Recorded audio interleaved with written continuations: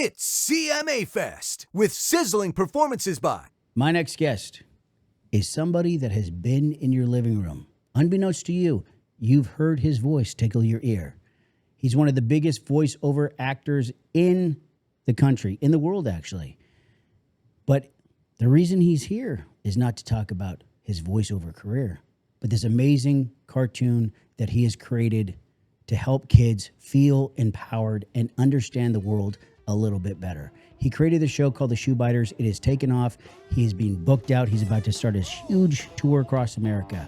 Please welcome to the show one of my best friends, Mr. Rick Robles. Welcome to the AJ Buckley Show, don't you know? He's totally kidding unless you're serious. Let's get delirious. All righty, Rick Robles. Welcome to the show, buddy. Thanks, man. It's good to have you here, man. Yeah, I'm excited to be here. I've been wanting to come since you moved out here right after COVID. I know. It's so crazy how life works. Everybody, in general, as you get kids, and everybody kind of goes in their own direction because you don't really understand it until you have kids, and it just becomes your world as it should. Mm-hmm. But I moved across the country. You guys moved up to Santa Barbara. It's crazy, but you've been to South Carolina before. Yeah, my mom, her. It's we got to start. No, keep it's going. Keep going. You see, this is the part you keep in. This is, you got to just work through it, because even better, because you're a voiceover artist, a king in the ring, and you're is it My Baby Blues? You're getting a little bit verklempt? I'm used to having people write the words for me. I just print them out, put them right in front of me, mark them up, and read them. Actually, I don't even mark them anymore. No? So, well, don't worry about it. You're doing great.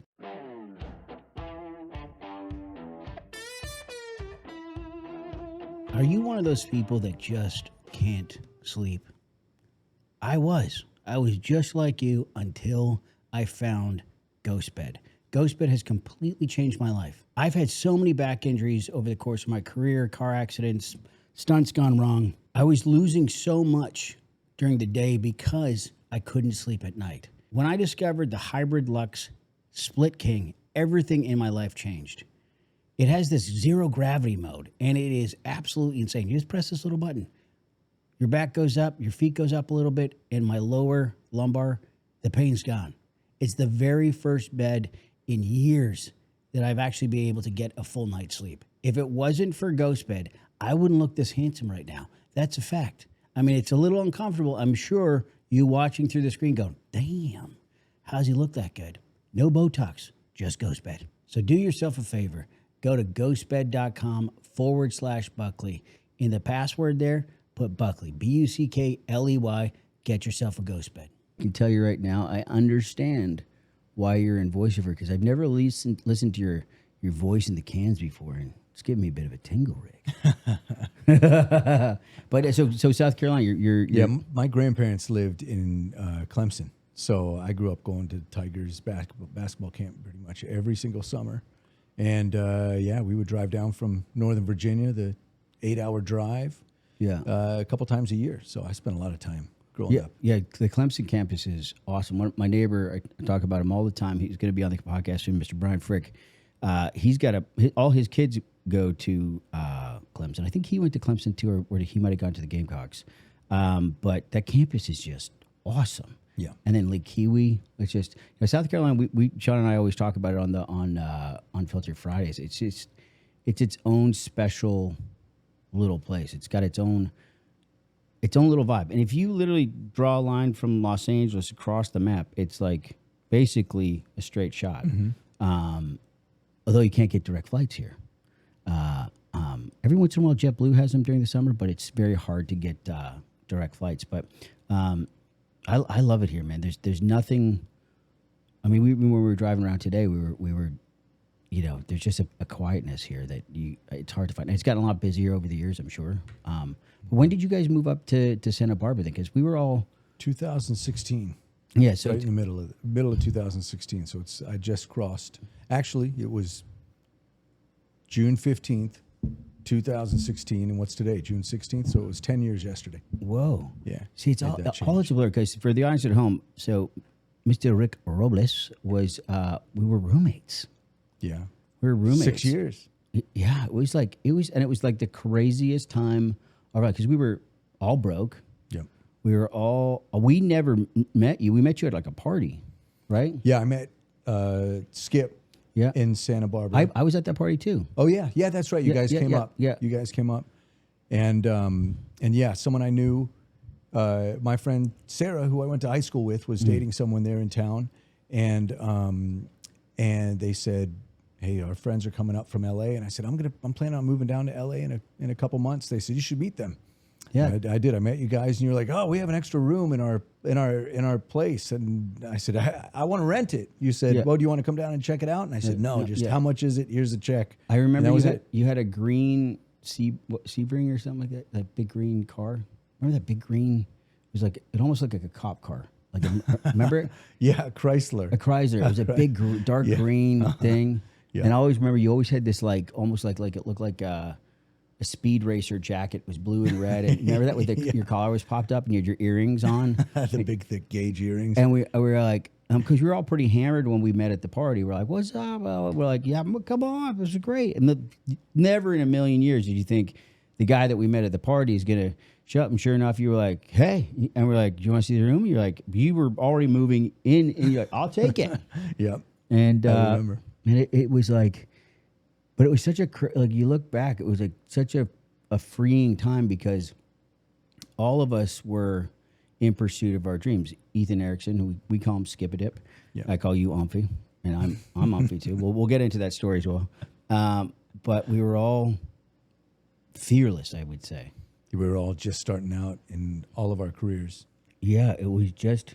I hadn't even started my real career yet. I was still trying to do the dream career that never panned out. That's right. Musician. But I'd never met like a rock star at the time of my life. I was fresh off the boat from Canada. And you had your guitar and the earrings and your spiky hair. And you like, I was like, oh, this guy's pretty cool, man. You were so nice. And you only ate meat. You were the pioneer of the carnivore diet. Yeah. Before it was trendy. Yeah. You were like all meat all the time back then. You did. I always felt good. Like you guys are always like, you got to eat vegetables to be healthy. What more vegetables? I'm like, I just like meat. No, you actually threw somebody out of our house for cooking vegetables on our barbecue. Yeah, they put it right next to my meat. You're like, you need to leave. And they're like, you're joking. He's like, no, it's time to go. It's a sacred thing. If I've got some good steaks on the barbecue, you're going to go up and put a whole bunch of bell peppers and all this. There were like 9 different types of vegetables. I opened it up. Yeah. I was like, this is not right. I had more steaks to put on the thing. I know, but you do make incredible meat. Your meat tastes good, Umphy. I love your meat. Oh, thanks. I love your meat in my mouth. It's my favorite thing. No, but it's so crazy because we got a place in Deepdale, and it was this like little cabana. East Hollywood Hills. Yeah, and it was you had to drive under the tunnel, right? And it was so hidden. Yeah. And it was this little bungalow, all one level. 3-bedroom, 1 bath. Yeah, 3-bedroom, 1 bath. I had 1 bedroom in the back. You had the front bedroom. Skip had the middle. Middle. 1 bathroom with the pipe that went up, and you had to flush it with the pull. Oh, that's right. It was so small that the tank had to be up top. And we were like, and then in the back, We were happy there. But the back though had this like insane like outdoor area. The outdoor area was what we had like the pergola, right? Like the covered area, and then it had this pool that was probably 8 foot by 10 foot maybe. Tiny pool. It was just like a little thing, but it was all enclosed and had all these like banana palms, and it looked something out of like a Sinatra. It just had it had all this personality, and we all started painting. We're like, let's design it. We didn't have any money for furniture. Right. Everything was on the floor. We got the couches from Santa Barbara. Yeah. That's right. We got those green couches from Santa Barbara, and everything was. But we didn't like. It didn't really like bug us. We were like, it just. No, we didn't mind at all. No, it's so different because I remember like girls would come over and they're like, "Where's your?" We're like, "What?" It was boxes, cardboard boxes. Was the coffee table was a cardboard, big cardboard box, and all the like side tables were just smaller cardboard boxes. Yeah, and it just didn't click that we need to be domesticated a little bit. Like we were like, this is. Well, I was 25. You were 23. Wow, that is so. I might have been 24 because we're a year and a half apart. Yeah. You know, I was 22. I remember I was 22. Great. I was Then I was yeah. just about 24 then. That's so bananas. And all this stuff. I mean, we were all together on the morning of 9/11. Yeah. Remember that? Yep. I remember. Because I remember you were up early, and I was asleep, and my girlfriend at the time was living with us, and all of a sudden it's like, whoa. And I woke up, and you're like, oh, yeah, because you were watching the stock market or something like that. Remember you were... It probably wasn't stock market, but it was something. Something. I think someone had called me and told me to turn it on. And then I think I woke you up after the first plane had hit. Yeah. And we were like, everybody was just confused because we all saw the second plane hit. Yeah, and I'd never together. been to New York, so I didn't really. I was like, okay, well, like, that's. I don't think I had the concept yet, but being so young, and we were only living together for probably, I'd say 6-7 months before that happened. Right. That was just. It was right at the end of summer, of course, and like, I think we just had like a big party like the weekend before, because I remember there was stuff everywhere. Right. Or that was just maybe just the house. That was all the time. Yeah, it was just the house. So we were like, we just had a party. But I was like, but that was like a moment where I was like, oh, like we've got to grow up. Like the world just changed.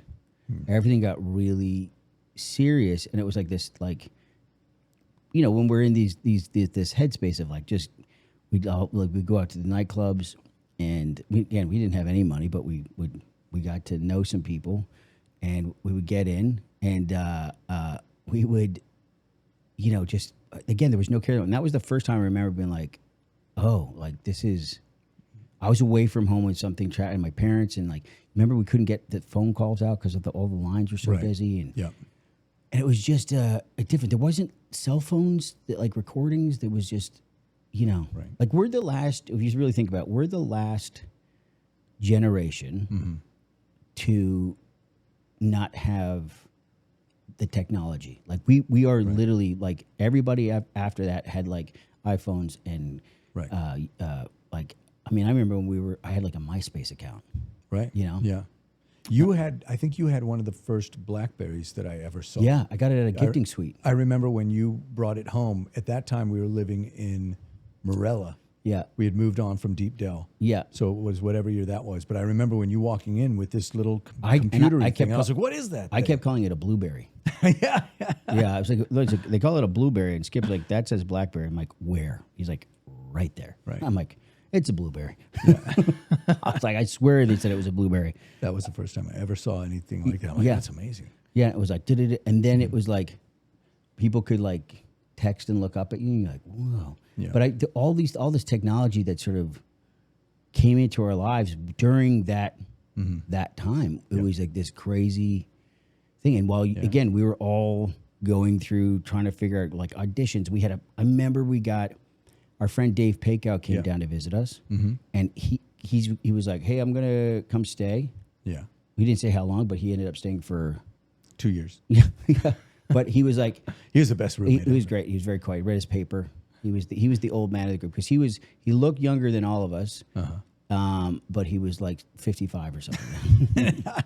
He was 55 playing 18, and he'd always read he would have coffee. He'd make his coffee, and he would sit down by the window, and he would open up his paper, so gentle and quiet, and just read there. And then us 3 orangutans would come in through, and he would be so, and he like fold it up, and then he'd go outside into the back, and he'd want to finish, and then he'd be like, blah, blah. He just was so. But I remember his first month there, he's like, I got to get you guys a fax machine. I'm like, oh yeah, that's a great idea. He's like, he's like, the amount of money you're spending going down to Staples for Kinko's to print it out. He's like, I'll get this for you as sort of my, thank you to staying here. Like, that's a great idea. Like, he was already, he was way more mature than us. But Skip was older than us. Yeah, he's 5 years older. But he wasn't more mature. He did the dishes, though. He did do the dishes. Yeah, he taught me how to. I remember a conversation where he pretty much said, come look at this. There's dishes all over the place. He's like, your mom's not living here anymore. Yeah. If you're not doing them, I got to do them. And I was like, oh, that something clicked there. So that felt like a very Yeah. a very big moment there. I'm Well, like, we oh, didn't have a yeah. dishwasher. Right. I was used to the dishwasher. And I remember one time I did the dishes, and he's like, "Oh, dude, you did the dishes." And then 5 minutes later, he was like, "A dad." He comes down, he's like, "Hey, dude, did you use any soap?" And I was like, "No." But he's like, "But you did the dishes?" I'm like, "Yeah, I just used the water, man. I did the dishes." I'm like, "Skip, you're really going to be on my, you didn't, come on, dude." I'm like, "They're clean. It's water." It's like, "CJ, you got to use soap." I'm like, "Oh, God. Okay, Dad." Yeah, but it was a thing. And then for you, though, in your journey when, you grew up in Virginia and you went to Brown. Yeah, for a year and a half. Yeah, and you were playing a lot of sports and sort of thing. So back then, before all the voiceover and you are where you are now, which we'll get to later on the show, what was your sort of like, where was your ship pointed? I learned how to play guitar when I was 15. I went over to my buddy Brad Regere's house, and he was sitting on his bed strumming to Guitar Magazine, Guitar World, I think it is. And I remember he was like learning a solo, and he had joined a band and was kind of learning how to play bass, and he had an acoustic guitar and was learning. And he sent me home with his acoustic guitar because I was really interested in it. Nobody in my family played any instruments, but that night I stayed up all night long just kind of practicing D, C, and G, and I played "Used to Love Her, But I Had to Kill Her" for like 6 hours song's all that? night long. It's a Guns N' Roses song. Oh, really? Yeah, I used to love her, but I had to kill her. Oh, yeah. She buried right in my backyard. And I got the bug. I probably, I mean, I guess I started. I sat there. It was, that expression you play until your fingers bleed. It's the same 3 chords. I think there might have been an E minor in there somewhere. But just figuring out those things, and didn't even really sleep that night. And went to school the next morning and pretty much said, "Brad, I can play it now. I can do the song." And I was so excited. And something changed then. I caught that bug in like instantly. And then everything about me was like, I wanted to be Eddie Vedder. Yeah. Brad and I formed a band with our buddy Elliot. And It's like that scene in School of Rock was like, "You're in the band, man." right? Yeah, exactly. Yeah. Exactly. And we got a drummer, our buddy named Mark, and we formed a band named Stormy Petrels, and we'd play our Stormy Petrels. Yeah. It's almost like a porn name. It's named after a college. It's fuzzy memory. I think Oglethorpe College. That's their mascot named. My friend Steve. Oglethorpe? Huh? Oglethorpe. Yeah. What, my friend. did Shrek go there? Probably. Yeah, I think he did. Our buddy Steve Prohm, who's a really famous basketball coach now, he went to that college, and we named it after that. And we'd play our Battle of the Bands for our school, and did the. And this is in Virginia? Yeah, did all the talent shows in the local bars and stuff like that, even in high school and stuff. And went to college and played football. So you went at Brown. So you got, and were you on a scholarship there? Or? No. Brown's mostly an academic school. I'm sure they give scholarships, or maybe I don't know if they give athletic scholarships. I probably should know this. I think they give endowments, maybe. Yeah. I'm not sure. I know I wasn't getting anything for it, and but all I was doing really is writing songs and sending them back to Brad, and you were just hooked. Yeah, I loved writing songs, and so eventually, at 19, I moved out to California. What was the first song you ever wrote? Oh, that's a great question. First song I ever wrote is called Graydon, which is my firstborn's name. That's right. Yeah. Yeah. That's and weird. Graydon is named. My son is named after my grandpa. Oh, that's right. My grandfather's name is Graydon, and he had recently passed away, and I wrote a song about that. Were you close to him? Yeah, I was close. Now, was he on your mom's side or dad's side? My mom's side. Mom's side. Yeah, he's the one who him and my grandma lived in Clemson. Okay, got it. So, and he passed away just after I finished high school. He had bad like scoliosis stuff. He was all hunched over. He was a great guy, even though it was so hard for him to move. Like imagine he was totally bent over. He had to walk with a walker, but like was scoliosis or something. yeah, it really, really difficult for him to move. He moved very slow, but still every night he would bring my grandma a glass of water all the way on the other side of the house. They slept in separate rooms like older people do when they snore and all that sort of stuff.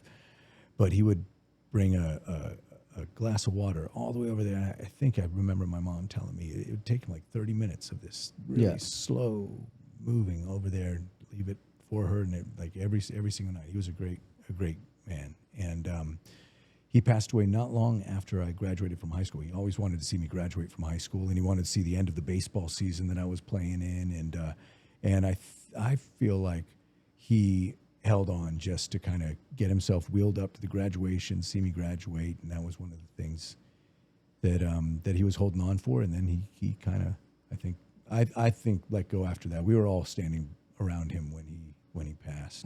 Now, did he know that you were playing music and stuff like that? Yeah, he did. He knew I'd started playing music. Did you play for him ever? Yeah, I did. I got to play him songs. I remember being down visiting them in Clemson when I was 15 and it first started. And I remember being in their little, on their couch in their retirement home with headphones on, listening to, and this was a pivotal moment when I realized everyone listens to music and you listen to music normally, but I do remember a very pivotal moment when I realized that I loved music.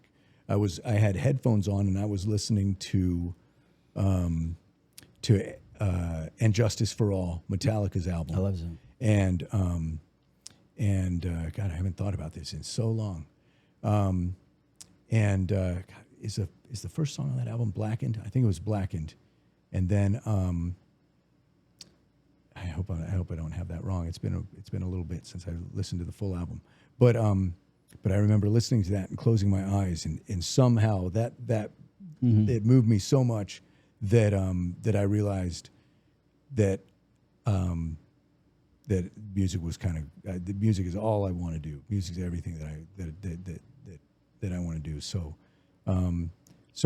my grandfather took me down to the guitar shop, and Guitar Center.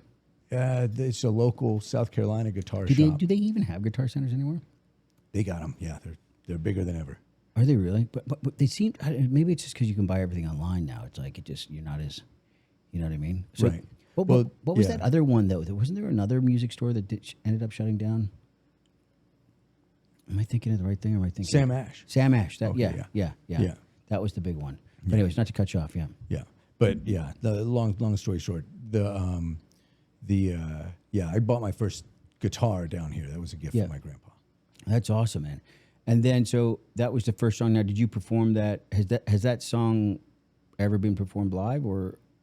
Yeah, we played that song a lot live after I moved out to California. We have a recording of it somewhere, Brad and I, on some. We recorded it, I think once or twice. And then you were like, okay, I'm going to LA to. Yeah, to try and make it in music. Because didn't you weren't you in England before too? Right before you met me, I had just come back from England. I came out here. I was going to live in LA, and then I realized I don't know anybody in LA. I'm going to go up to Santa Barbara for a couple of days and visit Brad and Mark, who was the drummer in our high school band, and ended up staying in Santa Barbara for 3 years, and then moved out to England for a year and a half. Something like that, trying to do music, and was able to have a manager and play a lot of shows, a lot of acoustic shows. What was England like back then? Because this is like in the mid '90s, right? So this would have been it was 98. It was 98 and 99. I moved back to California just after the. So that would have been like Billy Idol and. Maybe a little after. Not Billy Idol. What's his name? Is the blonde hair Buggy? Is that Billy Idol? What's his name? He was kind of the punk rock guy. I think you might be thinking of Billy Idol. Billy Idol, like, because that was the '90s was like grunge and punk, and like there was all sorts of like who was big in England at the time? Robbie Williams. Yeah, dude, what a legend that guy is. Right. Yeah. I mean, talk about full circle. Yeah. Now he was. I mean, I remember Robbie Williams. I remember I went and did a movie in Bulgaria, and Robbie Williams was like, because it's so fun, and that was too when I realized how different music was in different countries. Like you just think, oh, like but the music was in Canada or the music like that's what's. But over there, it was like a totally different sound, a totally different thing. So were you influenced then with the music you were making England to the sound of the tone to when you came over to America? Like, were you in a different mindset? I went out there with 2 albums I just recorded, both little concept albums. One about the students I was working with at San Marcos High School. Because you work with special needs kids. Yeah, Room I-5, 10 songs. I remember that one. Yeah, 10 different musical styles, each song from the point of view of a different student. Yeah, I loved that job. I'd start at, I think, 8 a.m. I was never late to that job once because I loved it so much. I got to work with Debbie Keys Thomas, who's still a friend of mine today. And she taught at San Marcos with the special need kids for a long time. She's a great person. And her husband, War Dog, who makes surfboards. His name was War Dog? Yeah, War Dog. He's like the coolest guy. And so I would work that job, 8 to 3 or whatever it was, and then go and record at night, play gigs at night, rehearse at night, try and find a drummer at night, all that sort of stuff that Brad and I were doing. Brad played bass, I played guitar and sang. And even when you say that, like trying to find a drummer, there was no internet really then. Like it was more like... Yeah, it was want ads in the Santa Barbara Independent. Stuff like that. When you think about that it's just such like a, like you read about like how when with U2, like that was a note put up in their school. Right. Want to join a band. Yeah. Yeah. And it's like sometimes I feel like when you just because that's really like putting a message in a bottle and letting it just see who gets it. See where the pigeon drops the message off to. And I feel like when those moments happen, it's like, no, that's a higher power bringing you guys together. Now we were talking about it yesterday, like the algorithm and this, and it's able to focus in on this. When I think about it now, this is the first time I've thought about this. There's something very quick and calculated about that journey with the AI, but you lose the process of discovery, and what you're basing your knowledge on is on data as opposed to instinct, which I think, and I'm just sort of realizing that it's like, and yes, it's very effective, but you lose that antenna, so to speak, of being able to read the room as opposed to be like, well, it's a whole nother world of that we've kind of stepped into, but I've actually never thought about that. Because you just put an ad in the paper and then be like, hopefully you can do it. Not to jump over to Skip, but I remember when Skip was looking for a roommate, he went out on his own, and he had that house up on Cliff. What was that? Multi-View. Mm-hmm. And in Laurel the Canyon. hills. Yeah, Laurel Canyon. And man, me and Sean Seapost would prank call him so many times because it said, the ad was, "You want to live like a rock star?" Remember that ad? It was so funny. So Sean and I kept calling with like English ad, like, "I mate, you want to live like a rock star? Well, you he's, "Oh yeah, you want to come over? Oh, you're fine." Because Skip is literally like, he just loves to talk. He's the nicest thing. And he would do it. And then 10 minutes later, we'd call with, he's like, "Oh yeah." And then we'd go over to his house. He's like, "Yeah, he's like, this English band is going to," "Oh, no way. That's crazy." We just kept calling him. Oh, it was so finally we got him. But you want to live like a rock star. But it's a crazy journey how you at that time, if you think about like, you got high school and then college, and those are like real formative years. And you, in your mind, you're on this journey of discovery. And then all of a sudden, you're out of the institution, and you're fucking kicked into the fucking rapids. And I didn't go to college or anything like that, so I was kicked in the head a lot. But I was just smiling. But then you just you're floating down this river and you're just kind of meeting people along the way. You're like, hey, you going this way too? Cool. And it's just that sort of flow, which do you think that still exists for people now?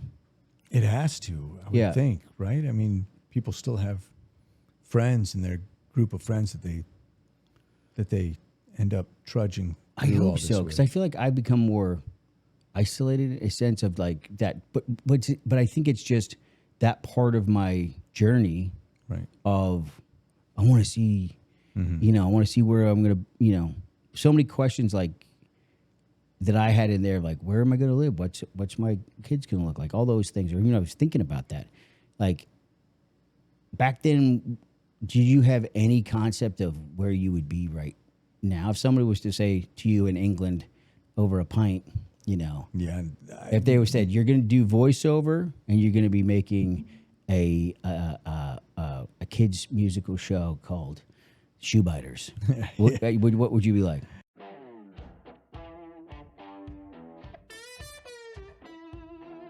As we get older, it is so important to stay on top of our blood work. That's why I'm incredibly proud to have Pure RX, one of our sponsors of the show. Go to aj.purerx.co, type in Time to Shine in the notes, and you'll get 50% off your blood work. It's summertime. You want to go camping, you want to go off-roading. Get your truck, a lift kit. Go to Total Off-Road. TJ and Dan are my guys here in Charleston. They're the best. Huge thank you to them for being sponsors of the show. You got a Pavement Princess, head to Total Off-Road, get your truck lifted like a real man. The second one, of course, would be completely out of nowhere. And I didn't even know what voiceover was really until I was 26, pretty much. Skip would be leaving his voiceover copy around our house. Yeah. And because Skip had done the voice of Southwest, like you're now free to fly. Yeah. Fly anywhere for $99. And I was like, oh, that's cool. I remember he had a BMW. And I was like, he's like, that's all voiceover. Back then Skip smoked and he'd be like, I got that from doing voiceover, kid. And I was like, oh, that's pretty cool. I thought I remembered it being he didn't even want to tell us because you were broke.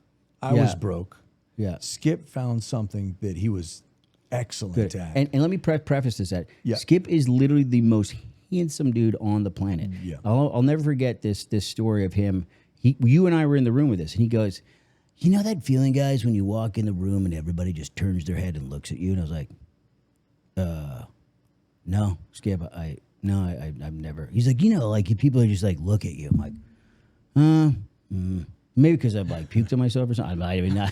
He's like, nah. He's shockingly handsome man. Or he was always shredded because he was a gymnast, and he'd be like, guys, I think I'm gaining weight.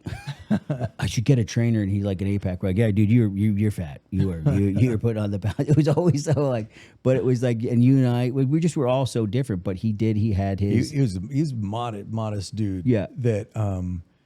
But I remember he didn't want us to feel bad that we weren't making any money doing stuff, and he had found something that he was good at because for years he had one account before it. He was the voice of, I think, Pac Bell.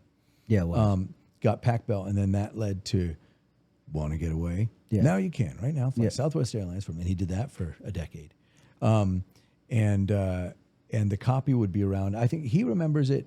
Where he said, "Hey man, you should try this," and he's probably right. But I remember kind of seeing in them, maybe both can be true. I remember seeing the copy always laying around and being really interested on that because I know I would imitate those voices when I'd be driving around in the car. If I'd hear a promo or something on the radio, I'd imitate that voice, and Skip said. This is called voiceover. And I was like, wow, I'd like to learn more about that. I think I can do that. Yeah. Skip said, you can totally do that, which is very gracious of him. And he took me down to a voiceover session, and I got to see him do it. He went in the booth and read Want to Get Away? Now you can't fly. And they were like, okay, that's in 8.7. Can you do it in 8.5? He's like, yeah, fly Southwest Airlines for 8.5. All right. And I was like, wow, it's really good. So I got to see a real pro do it in his thing, and I was hooked. And credit to Skip. I mean, his personality he is such a generous guy. Yeah, very generous. Yeah. That there's not many people He wants you to win. that, yeah, he genuinely wants you to win. And I think that's why for the last 30 years, he's been just crushing campaign after campaign after campaign at such a high level, because he genuinely, you can tell when people do want you to succeed, because he basically encouraged me to get into an industry where I would be direct competition for him. Yeah. There's not many people that would be like, yeah, come on in. Let me hear. This is called voiceover, and you make a demo and you try and get an agent, and yeah, good luck. This is, See, I believe too. I thought back in the day I was like competition with actors and stuff, but then being on the other side of the camera and stuff, I started to realize that it's actually when you walk in the room, and you're whatever the energy is, even though like somebody might give very close identical reads or auditions, there's the advertiser, the director, the studio, whatever, and when they hear the what's that, like that decimal point, the inflection, like something that is just an instinct of a thing that you did different, because we just see the world differently, right, than somebody else. They're like, it's those little things. It's how you walk in. It's how you and I remember being on the other side of the camera and seeing somebody come in, and I was like, that's the guy. Like, that was somebody who we were going to cast. And I just remember, like, I just hope this person can talk. yeah. But it's so different. But then, even then, for a guy like Skip to invite you in and say, hey, here's the world. Right. I would always laugh too. Like, I'd look at your guys' papers, because I wasn't doing voiceover at the time, and like it was like squares and like arrows up and arrows down, right, and like all the stuff. I was like, it's like literally like 13 seconds of copy, and there's like it's like fucking the Egyptian like hieroglyphics all over there. Like it's great. It's so. Although I was going to say, because you said when Skip invited you in, this is a question I get a lot of, like, hey, who'd you know to get into voiceover, or that sort of thing, because people figure, hey, everyone's got a voice, so it's just who you know to get in. But that was as far as it went with Skip helping out, was just like, this is called voiceover. Make sure to highlight the name, because that's who's paying the bills. Yeah. And that's it. I mean, there was nothing else that he could, there's nothing else anybody could do. What he did was, which was great. So he said, and this is the advice I give to everybody who says, hey, how do I get into voiceover? It's just like being an actor. It's just like being in a band. It's you got to make a demo, and it's got to be good. And then you got to get it to agents, or at least for the route that I went. There's now a whole online thing, and I remember you made a CD, right? Yeah. So all I did is Skip said, you got to make a demo. If you want to get in, you just get an agent. To get an agent, got to make a demo. So I recorded, because I was doing music stuff. So I had a mic. And just recorded spots straight off the TV. I didn't even know that you were supposed to change them or anything. I just, the all-new 244 horsepower Acura MDX, and recorded that and put my own music under it, and had 6 spots, and sent them around to all the voiceover agents in town. There was something called, remember that voiceover booklet? Yeah, There was like a tall, thin voiceover. It's called the VO guy, the voiceover guy. It was the voiceover booklet and the Thomas guide. Those were those were the those two things on our So I sent it to like all 15 agents. Didn't hear back from any of the agents with that CD, and Skip gave it to his agent, and got me a meeting. And I went in, and I actually talk about this in the assembly I'm doing for Shoebiters. That's now the rock music for kids thing. This one is about resilience, because the very first time I went in and read with the person, read the words, read the copy down. It was a thing for baby back rib. Get your baby back ribs, and you can. And he came in and said, voiceover's not for you. Don't try voiceover. You're never going to have a career in voiceover. There's a lot of talented people in voiceover. You're not one of them. Don't waste your time. And I was like, wow. And I mean, I still see that so clearly. He's in like a super good looking guy in a really sharp suit, and it just was like it was quite a blow, because I just made this demo and sent it out everywhere and stuff. So in the assembly, I kind of talk about that. I show a promo, and I'm like, this career almost didn't happen.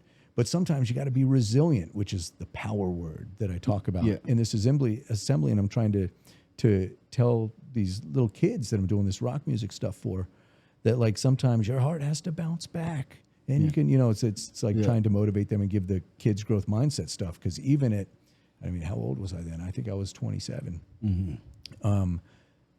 That could have very easily been the nail in a coffin, and it'd be like, all right, well, I'll just keep parking cars at the downtown Standard, and I remember that. You and James. Yeah, James, best buddy James, James Burton, awesome bass player, and him and I were playing in bands, and he got me a job parking cars down there, and I could have very easily gone, all right, well, I guess voiceover isn't for me. And, this is obviously an expert in a big giant building in a thing and so, but something.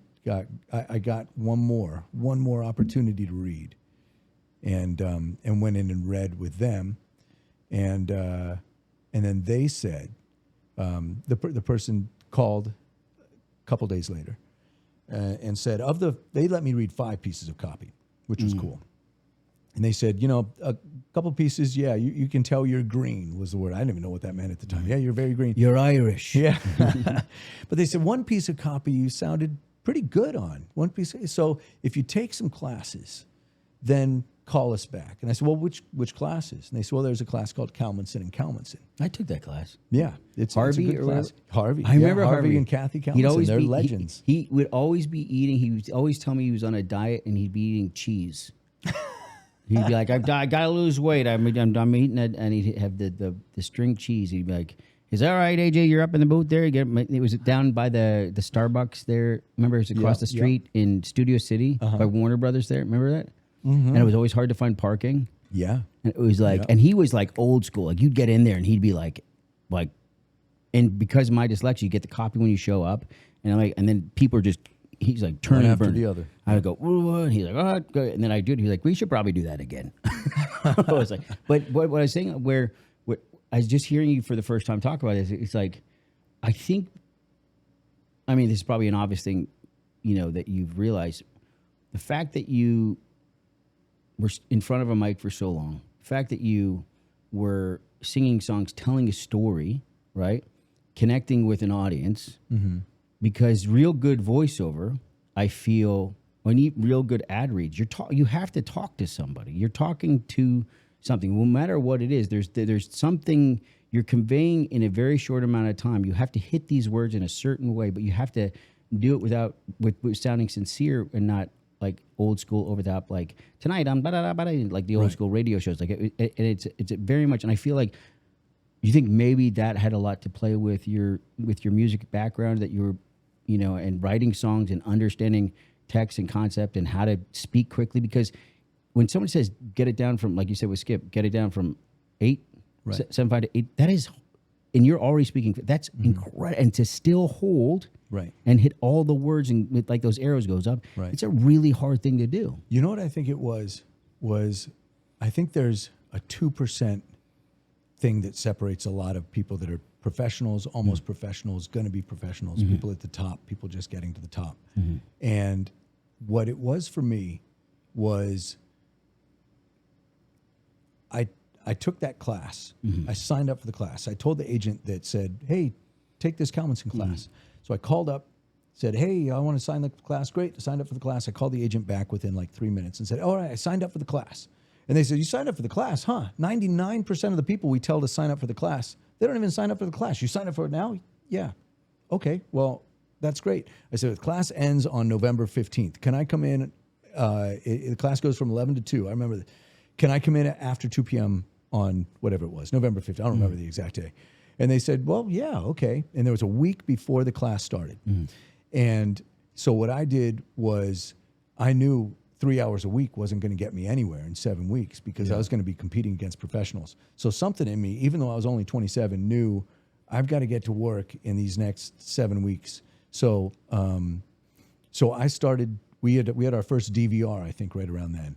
I DVR'd a bunch of shows. I remember I got it. It was called TiVo. TiVo, yeah, we had our TiVo. I got it. I got it at a gifting suite. Like you got everything. Yeah, I got it because I booked a couple of things and the publicist Platform PR invited. We went. It was at the Sky Bar. I remember this, and they gave out tea. I'm like, what? Right. It was this huge thing. I remember when you came home. I was like, what is it? I'm like, dude, this records shows. Right. Like I think it was like 5 shows at once it can record. We're like, whoa! And it changed our lives. And you could rewind the show. You could rewind it. It was amazing.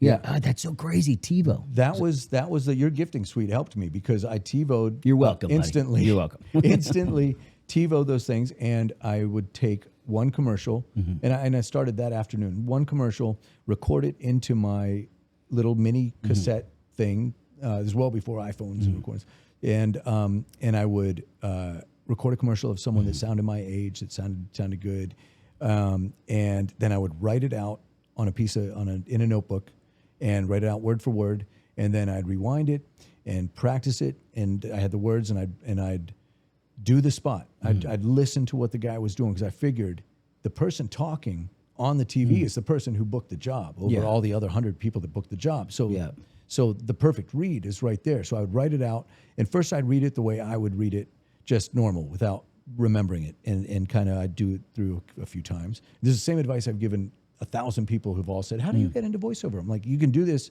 You don't need to spend $1. You just have to get your iPhone, record some spots, write out the spots, figure out what you would do, then listen to who booked it. And I would listen to it over and over again, and then I'd start to imitate it, because that's a professional doing a professional read, even though it sounds very casual or very energetic, or because I would just really take a deep dive into the cadence, into the attitude, into the swagger, into the nuance of the emotion. Who am I talking to? Who's the client? So I never really went there in the beginning, like, because that's what they say to do in voiceover. I hadn't learned those techniques yet, but I would really try and pay attention to the nuance of, like, oh, he's making a turn there. Oh, it was negative, and now he's a little bit kind of positive. like a song, though. You can hear just choruses, bridges. You're like, this is where I've got to bring it home. It is very much like a song. You can hear an intro, you can hear a middle, you can hear an end, you can hear a big finish, you can hear a breakdown, and sometimes in some of these spots. But what I did was I would finish that one. It'd take 30 minutes or so, and you probably remember me sitting around in these. These weeks. I was going to say, I clearly remember, because we were pretty like hard in the point. It was like Red Bull vodka. Red Bull had really just come out then too. Remember that? Yeah. We were like, what is Red Bull and vodka? We'd be like, whoa! This was like, yeah. And so we would go down to the clubs. We'd argue over who was going to wear the pole jacket, which was this really cool leather jacket that I got at a gifting suite. And we would argue over it because we just thought that was the jacket. If you wore that, you'd like meet girls. Yeah, who's wearing the pole jacket tonight? And Skip's like me. I'm like, dude, you don't need any pole. You are just fine. Yeah. But then all of a sudden you locked in. Like I will never forget this. I've never seen anybody eat pretzels the way that you do. Yeah. You will get the big pretzels, and you Snyder's of Hanover. Yeah, and you lay down. You had your copy out, and you would have the TV on, and they'd be playing because I'd be setting lines out in the outdoor pergola area, and I would hear the commercials on repeat. And I would come in, and you'd have your T-shirt like kind of like the crumbs. Crumbs. I like the outside. And you would just eat the salt off it. The bottom, I'd eat the bottom, and then I'd eat the knot. Yeah, from the outside. Yeah, from the outside. Every time the same. It would just be all on your shirt, and then you had the thing, and then we hung like blankets. Over. We didn't have curtains. We hung blankets over the thing so we could see the TV, because you were like in the zone, and it was like all the copy that Skip had around the house. You'd like compiled. Well, no, it was my notebooks. Those notebooks were I wish I had kept those, because what it would be was 30 minutes of just remembering that one, remembering that, learning everything about it, practicing it, being able to do it top to bottom. And then I'd turn the page and I'd write a new spot, find a new spot, record it, do that for 30 minutes, turn the page. And from 8 a.m. to 5 p.m. when I'd have to go park cars, I would do that. And I would park cars from 5 to 1. And then I'd sleep a little bit and get up and start again at 8 a.m. And I'd do that like 5-6 days a week. For those 7 weeks. And at the end of those 7 weeks, if I was probably doing 10 to 12, maybe 15 pieces of copy every day, I had like 400 spots in those 7 weeks.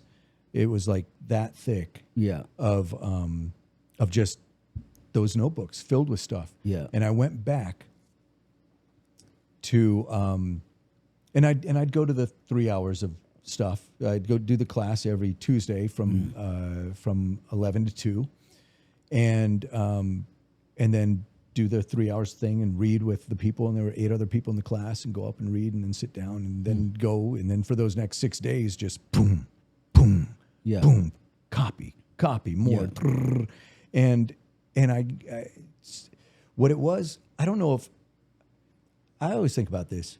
Did I actually improve the technique and my speaking and all that sort of stuff? I think it was and this is what I was going to say about, I think less than like, who am I talking to? What am I doing? That is a great technique. What is the stuff? I think there's just an inner confidence that just starts to build brick by brick on the bottom, just knowing that you're doing the work, and something in you knows you're working harder than the next person right outwork there. everybody in the room. So I think, and I didn't know what I was doing, Can I ask you but a I knew question? I had to be doing Let something. me ask you a question. Do you think, because in every hero story, there's a Drago, right? There's the enemy. If that agent hadn't told you, Oh, yeah. you're never going to make it, I still think about it. I don't think you would have had that moment. Maybe you would have, but not in the veracity that you came at it with. I am going to because Right. I've had things like that. People were like, and then I was like, I never forget those. And I'm like, I almost think like God puts those people in your life Right. at the right time to test you to see, like, do you want to go? You want to let me see what you got, kid. And within that proving ground, that you had to show yourself, because nothing comes easy. You got to put the work in. If that person didn't come in with their flippant attitude, like, it's not going to work out for you, kid. But you were like, not even so much because you didn't have the confidence that you just talked about that, but you were like, wait till I get in the pocket. Wait till I get in the pocket. Did you think that was a big part of that? And even you're just saying today, Absolutely. yeah. Absolutely. So those people, I think, too, it's like that was 25 years ago. Yeah. And I still remember, everything about where I was standing yeah. and what he was wearing. And that's so important. So I almost think Yeah. too, it's like for people that have had those, it's like use that. That is like that is the gasoline on the fire. If that stuff does not wake you up, you don't want it bad enough. Right. Like you just don't want it. I think when I talk with my kids, like if they lose at something, I'm always like, if the loss doesn't make you want to come home and train harder, Right. and get back and win, whether you win again. Right. But every time you lose, Right. it should fire you up, not with anger, but like, I want this. Right. I want this so bad. Right. It's something my dad always taught with me with acting. He's like, you got to put the work in. It is not, and you will separate yourself from the pack by just applying yourself. And I didn't really realize it till later on. Like you really just put things, but it's a moment. And I think when something clicks within you where you're like, oh, this is where I'm supposed to be right now. And I don't care there's no such thing as competition anymore. It's me doing my path and no one's going to get in my way. Right. Like it's like, I'm going to do this. Like there's no backup plan. I always say to people, like, talking with people, did you ever have a backup plan? I've never once had a backup plan. Because if you have a backup plan, you end up doing the backup plan. Right. Because it gets so tough. You're like, oh, I'm uncomfortable. I'm going to go and do that. Fair play to anybody that went to their backup plan. That's their choice. I didn't have one. I didn't have one deliberately because I was going to figure it out by hell or high water. And I think you were cut from the same cloth that way. It was like, no, I'm doing. Not only when I do it at this level, but I want that I see the mountain that I have to climb, and I see who's there, and I'm coming for you. Right. You have to have something in you that when you experience a rejection or a setback, some sort of failure, I mean, it stings. Win or learn. Like everybody stings, but it can only sting for a second. Yep, get up. And then there's just got to be something in your head that just goes. Have a cry, and then get up and get after it. Right. Yeah. There's got to be something that says now is the time to work harder. And for the doubters, I mean, I think about the doubters all the time. Oh, I do too. I love it. I love it. And it, it's whatever motivates you. I mean, I love listening to Jordan and Brady and everybody, and their fuel was anybody who said anything that was going to knock them down. It was crazy too. I didn't know Brady's story till I saw like that 30 for 30. It's amazing. It's one awesome. of the coolest. He has the biggest chip on his shoulder. But it's that moment. Yeah. You know? And I just saw something even just a couple days ago that's where he said, "I'm so glad that I wasn't drafted in the first or second round. I'm so glad that he was not the starting quarterback. I don't think he even got to play until his senior year, any significant time. And but he's like, if I had gone into college and was just the man, if I had been drafted in the first round and was just on the way, he's like, I don't think I'd have that fire that was burning, that made him watch that had him watch so much game film and had him that had him in there earlier than everybody and later than everybody, because he's he was saying something about how he'd be looking at himself in the mirror at like 5 a.m. shaving and just thinking of looking off every single D-back and like what he was doing. He was just so locked in. And a lot of that is because he had so many challenges that he just constantly was pushing back on all these challenges and growing and growing and growing. And that's why now with what I'm doing with this Shoebiters thing, which is rock music meets growth mindset, that I get to talk about with kids, that I'll tell you more about later. But that's why it's something so special to me, because it's so deep in my DNA without me even knowing it, of just like I had so many times when it was stacked up against me, not only voiceover, which I was able to push through, but with a bunch of other stuff, that there always was something in me that would run into a wall and then get knocked like that, but then just go like figure out a way through it and around it and not stop. And that's why I feel like the moment that I saw these kids' faces when I was doing my first assembly 2 weeks and 2 days ago, I was like, this feels really good. I feel like I genuinely have something to share with these kids that could improve their lives, and that's now my mission and motivation. Yeah, it's a crazy thing. Like with my company, Born Discipline, one of the first shirts I ever made, and I always just, because it was a statement I said, I was like, it was Born the Underdog, and it's like, Born the Underdog. People are like, why'd you make? It's like, no, being the underdog is, when you're looking. There's a parable about the wolf that's at the top of the mountain, and he's looking out over the valley. And that wolf sits there, and he's just looking over the valley. But he doesn't realize there's a young wolf that isn't there, and he is climbing, getting stronger. And that wolf that's at the top is just letting his foot off the gas and is getting, I'm here. Right. He's no longer looking to the next mountain to climb. He's just, well, I'm good here. Right. And that underdog, that like, I'm like, whatever that is, and what that other wolf at the top is not an actual person. I think it's you in the mirror. Yeah. It's like, are you going to push through? The question is, can you dig deep today, son? Can you push through this? Is this moment in your life, are you going to be a little bitch and say, oh, I didn't get it, or are you going to dig deep and let this define by how you come out of this and not by it like destroying you? Right. And the more that I got into that mindset of like, oh no, I'm going to use this. I'll have my moment, take a breath, get up and get after it. And it's a really, like, you have those things. And there's been, all of us, we've gone through. I remember your very first voiceover one we were talking about. I clearly remember it was for like that you lost. You were up for it out of the gates. Oh, I know which one you're talking about. One that spun me out. Yeah. So and we've all had that, but it was like, then you switch. But let me go back one second there. Because that happened after this agency. Yeah. So the classes ended. I went in. Yeah. I read. I read for them again. Yeah. And on that November 15th or whatever it was, after 2 p.m. And as I was walking to the elevator, this time the booth director, I think her name was Becky. She was very sweet. She came out to the elevator and she said, "Wait, hang on a second. Actually, just give me a second. I'm going to play it for the agents right now. So while you're here, just give me a second." And I said, "All right, okay." Yeah. She went in, and like 3, 4, 5 minutes later, Anna Rodriguez, who was an agent at Sutton Barth and Venari, came out and she said, "Hey, I just listened to what you did, and it sounds good. It sounds really good. You went to class. You did the classes." And in my mind, I was thinking like, yeah, I went to the class, but I also like, you know, I was doing 60. Do you know how many boxes of pretzel I've eaten? I had to eat 900 boxes of pretzels.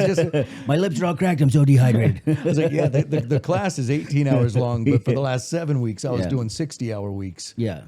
So yeah, I did the 18-hour class, but I also did like, you know, whatever that is. Nobody sees 200 hours of stuff with 400 spots, and so she's like, you sound good. Well, come back in tomorrow and let's start doing auditions. And I went back in that next day, and I think it was the second day of it. I booked. They called up and said, "Hey, good news!" Like literally the second day. "Hey, good news! You booked Final Fantasy X-2, a TV commercial. You get to do 2 of them." I was like, "Great!" They're like, "Drive down to Wilshire, sign this thing." And I guess I was driving down to Wilshire and signing something and got Taft-Hartley and put in the union. I didn't know any of these words. Yeah.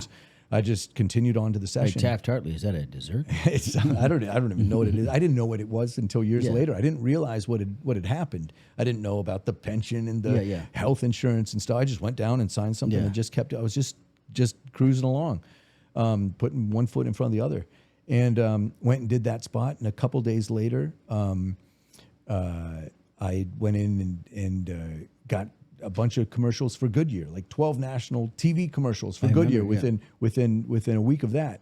And my life totally changed within 9 days of that, of going back after that class. And do you know where I knew where your life changed too? Because we'd all been struggling then. I'll never forget this. So there's I hear this ruckus in the doorway, and there is like 100-inch TV screen coming through the door, and the TV was like it was wide. It was like super wide. It wasn't like flat screen. Like this thing is wide, and before the thin. Yeah, so this is probably like it's probably like 3 feet in depth, and then it was 100 inches.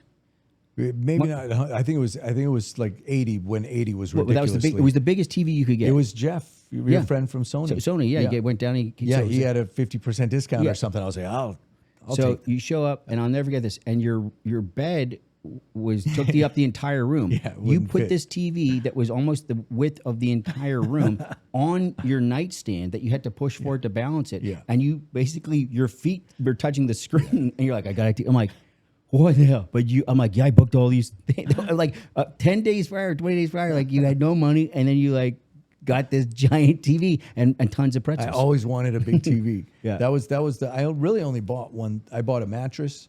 Yeah. Because my mattress was still on the floor. I bought a bed frame, a mattress, and a TV. That's all.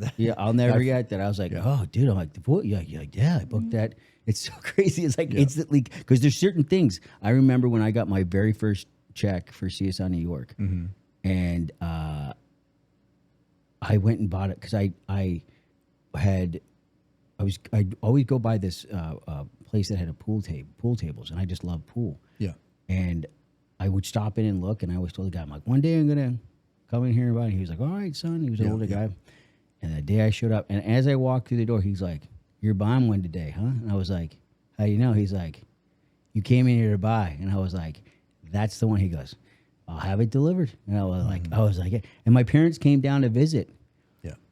And they were going to help me shop and stuff. And my mom walks in, and she's like, where's the furniture? I'm like, I didn't get it. She goes, you got a pool table? And I remember that. That's it? And I'm like, that's all I needed. Because that's all I thought about. It didn't have dishes, didn't have anything. But yeah, it's crazy how that goes. And then there's a journey, then it's the next level. Then it's that next mountain that you're going to look at. That was interesting because that TV I bought with the Final Fantasy check that came after like 5 days or something. The Goodyear stuff kind of, I remember this pretty clearly. I was back in Virginia. Now it was Christmas time. My parents were still living in Virginia. I was downstairs in the basement. I was playing ping pong with my dad. Oh no, the day before a check came to the house, and it was X amount of dollars. Actually, I'll probably just say it because you can find out how much these things were. It was I think it was like $4,000 or something like that for a check, and I was like, wow, which is a lot of money. $4,000 for an hour and a half of doing. It's time to get your Goodyears, get your local Goodyear, all that sort of stuff. Like that's great for an hour and a half of work to do 12 spots.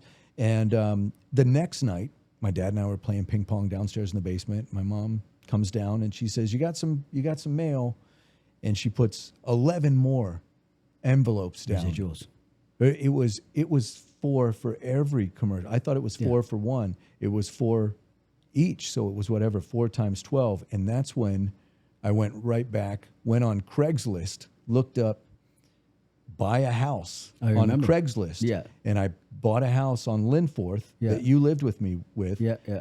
I found it on Craigslist. A realtor was selling it on Craigslist, and it was like, it was because back then that was like 2008. It was like just before the market crashed. Yeah, it was. I think it was 2006. 2006. 2005. It was 2005. Yeah, but it was right at the. You could like. You had $50,000. You could put a house down. 5% down on $1 million house. All you have to, I had no anything, nothing. Just the real estate agent that listed it on Craigslist said, "Call this guy. His name's Rocky. He's a lender." I went with you in the car. We went to the guy's office on Wilshire or whatever, and did all the signings. I was like, "Oh, this is crazy." Right, that's right. I remember. He walked in there. He was like, "Yeah, there you go. There you go. Here's the thing. Sign this." And then we went to what was the name of that Mexican taco place that we'd always go to celebrate? Oh, it was by the Standard. The Cabo Cantina? Cabo Cantina? Yeah, it was right there. It was there. It was we went there and we got the Cadillac margaritas and we were just cross-eyed. Blah. That's right. Yeah. And that's that was the very first. It happened so fast. That all happened by the end of January. So November, middle of November, I went back, had no agent. Boom, within like 2.5, 3 months, it was like, here's checks, here's a down payment, here's a thing, and here's a house, and it happened so fast. Music, I was always like pounding on doors. Hey, check this out. Hey, I got another demo. Hey, I got another thing. Hey, I got another song. Hey, I got another band. Yeah. And nothing would ever open. I would just be like trying to stick my foot in the door and it would slam. Can't even get a toe in the door. Yeah. Voiceover, whoosh, whoosh, doors flying open. It was like, wow, this is what I was meant to do. And that's why and I hadn't had that feeling again until just recently when I started playing these songs for kids in front of the kids. So how did the whole, obviously during this time you met your wife and you had kids. Yeah. You have 2 boys. Yeah, 2 boys. And you've got your voiceover thing in your back house, and you live in Santa Barbara. Yeah, my studio's right in the back, and a lot of life has happened between then. That's 20 something years since that. Right around that time when we moved into Linforth, I sold some amps. Yeah. I think I sold guitars. I kept an acoustic guitar, and that's it, and an electric guitar. Not even an amp, and that was a dream that was extinguished, totally extinguished. In fact, for 10 years, I only listened to AM radio. I couldn't even listen to K-Rock because it just reminded me of a career that I had totally failed at. I wanted to be a musician. I wanted to write songs and play shows, and I tried hard. I worked at it really hard. Had so many bands and played a lot of gigs, and just it didn't happen. And so listening to all the great successful bands like on the radio and stuff, instead of being like, this is such a killer song, it just made me sad. It was just like, it was kind of painful. So I listened to a lot of AM radio for like 10 years. And it was a dream that I gave up. I mean, I gave it up for a new career that I was very passionate about. It wasn't like I substituted it for another thing because and plus you have kids. It's not like when you're in a band, you're on the road and right. You couldn't be like, you had to be and the blessing in a sense is like you could work from home and right. It's a much better career for a family. I didn't have a family until much later, as you know, but I did substitute the passion in music for the passion in voiceover, because right when I kind of like the Wolf we were talking about, after I got Linforth, you probably remember this. I wasn't like, great, I've made it in voiceover. I took every single voiceover class in town. I joined I was like, okay, now is the time to really learn. I would go to practice workout sessions with people trying to get agents and people who had agents and people who were working and just go to workout groups on Mondays in Santa Monica, on Thursdays in the Valley. I'd take Joyce Castellanos promo shop. I'd take this guy. I took Maurice Tobias was a great teacher that I'd take a lot of privates with and take her seminars. And just, I wanted to learn everything I wanted to take classes from every single teacher there was out there. And just kept learning for years after. In fact, I still take classes. I just took with Tina Morosco, who's an amazing teacher.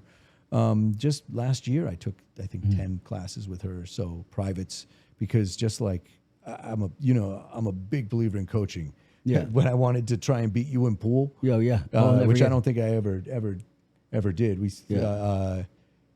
Dave Paco. The Morella Cup. The Morella Cup. Dave Paco won it. Oh. Yes. Still angry about the silent Canadian. But I took pool lessons, ping pong lessons. I'm a big believer in having a trainer at the gym and any of that sort of stuff. I mean, LeBron James has coaches. Everybody who's at a high level, I believe in coaching at every single level.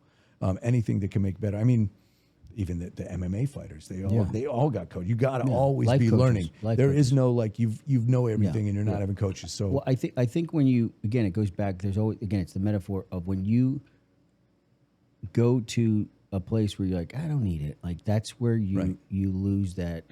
Right. You become fappy. You know, like you are no longer looking up. You're looking down and saying, look at what I've done, as opposed to, I want to get there. And you becoming what's it? It's sedentary, where you're staying still. sedentary. Whatever that word is. It's like when you, because we're always supposed to be moving. We should always be have that hunger. And I feel like when you start to take that foot up and bathe in it, which is good to do to enjoy it, but my internal drive has always been get up, get after it, get up, get after it. And I feel like, and I love it. Like I don't like, I think for some people they're like, oh, this is so exhausting. Right. I don't like, there's days, but it's not exhausting. I fucking love doing this. Are you in that same sort of situation? Yeah. With voiceover? Yeah. Yeah. Luckily, voiceover, I've had a passion for it and loved it from the first second. There've been so many friends throughout the last 25 years that have said, hey, you got to listen to my friend, or can you give my friend advice on how to get it? And I meet with everybody. I have so many people in the studio so that they can read for their first time and stuff. And I tell them the same things. Hey, go home, write down 5 commercials off TV, practice them over and over again, come back in, read them to me, and we'll record a stuff. And nobody ever really does it. But sometimes people will read the first piece of copy, and I can just see it in them when they go like, McDonald's 99-cent this and that, and you could just tell that they don't like. For some reason, I was able to just click it off in my head. When you got, what was your copy when you read for when you got Dancing with the Stars? Because you do the voice for Dancing with the Stars. Yeah. So that one. So the dance. It has to kind of rewind. Can you do it? Can you do it first? The voice. Give us some Dancing with the Stars. Give us some Dancing with the Stars, Ricky. Dancing with the Stars on ABC. Next day on Hulu. You do it when you're wearing the headset, and even like you can totally hear. Can you hear that, Sean? It's give me one more. Give me one more. I should pull out a piece of copy because I'm just so used to reading it from. I need a piece of copy in my thing, but it's ballroom week. It's Disney. It's always Disney night. It always seems like. Pretend if I was on Dancing with the Stars, AJ Buckley's performing the tango. Give me one of those. AJ Buckley's performing the tango. It's Disney night on Dancing with the Stars. See, I need to go do Dancing with the Stars now. That would be fun.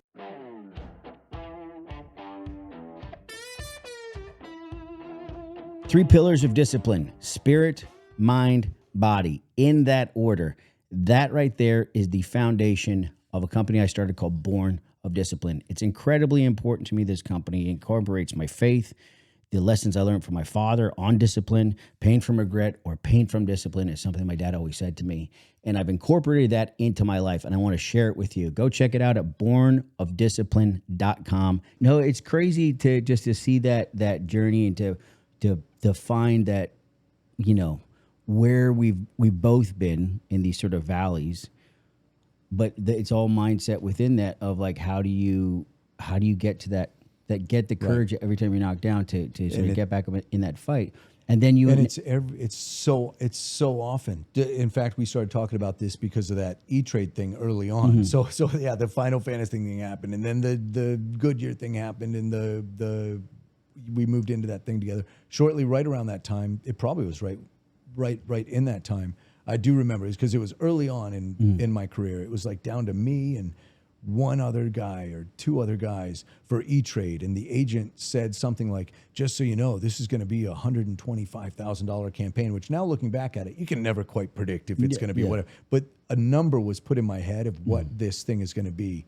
And at that time, I had a girlfriend. And I started thinking, well, now's the time. I'm going to take that money and I'm going to get a ring because I know I want to be a father. I'm going to get 900 billion boxes of pretzels. And then I'm going to get married, and then I'm getting this house now, and then I'll probably have some kids. And I had spun out what this job was going to mean to get me onto the next thing. And then I went in for the thing, and I felt like I froze up a little bit and didn't have as good of an audition as I could. And the other person got the job. And you probably remember it. I didn't even move for a week. I felt like there was like a cloud of. So I felt like I had a path in life, and I messed it up. And now I'm on this thing. And my whole life, I totally spun out.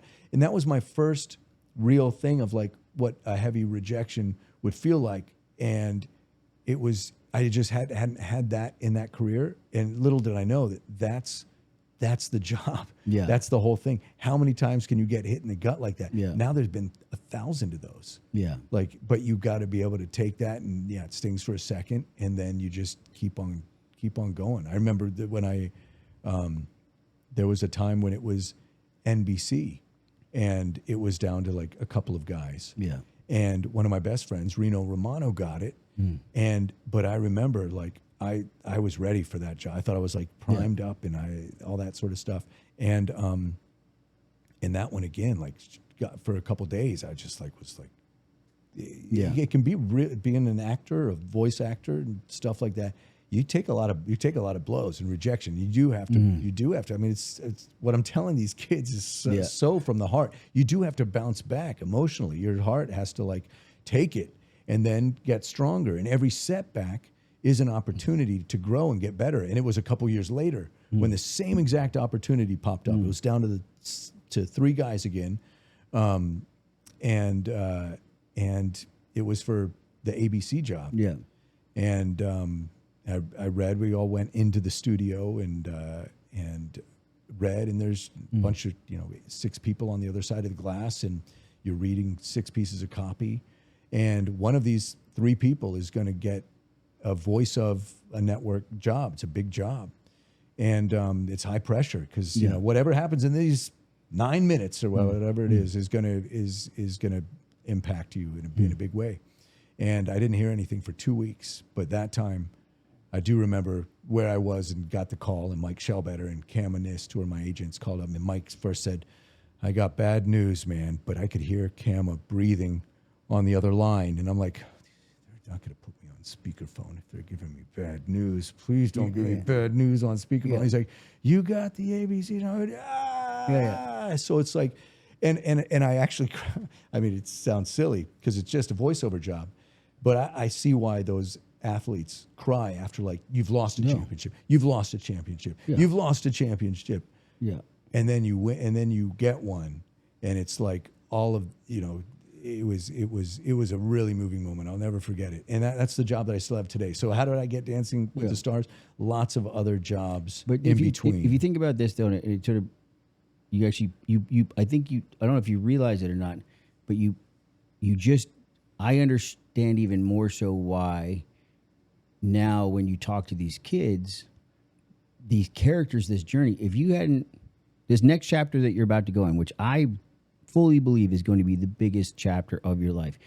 And I believe even more so in this concentrated conversation about looking back in the past, because all these doors of our memories are open. Remember this, remember that? Mm-hmm. I think why you're built this way now was to prepare you for this moment that you're about to go on. And it's so out there. Like it's so, again, it's just, I mean, the shoe biters, it's, you know, if you hadn't been able to have heartache and to be able then to communicate with the kids, and then even just being reminded about the album that you wrote working with special needs kids, this has been in your DNA Right. for forever. And you weren't supposed to be a rock star then. Right.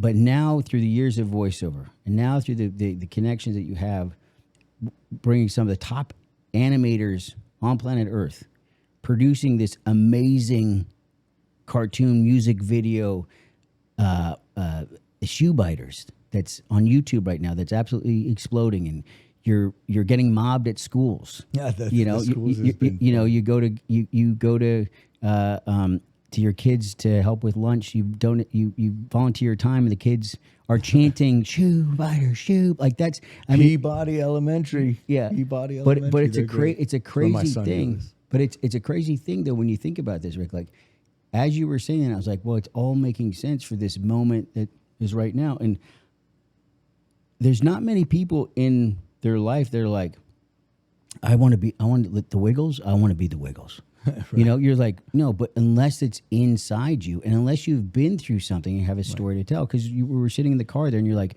when I played that first show, the thing, and I saw the impact I was having on these kids, Yeah. and what it did. So let's jump to this next chapter, and where in God's name did this start? Well, it definitely didn't start with the assemblies that I started to do in front of the kids. And it didn't even start with the actual animations. It started with me taking my acoustic guitar out of the You've garage. hidden away because it was too painful. Well, I took it out again. I only played 3 songs. I wrote 3 songs in the last 25 years. Other than that, unless I had a specific purpose to write a song, I would leave the guitar in the garage until Megan, my wife, got pregnant. Then I pulled it out and I'd play Here Comes the Sun and Harvest Moon and stuff while Graydon was, my son, was in her belly. So I pulled it out then.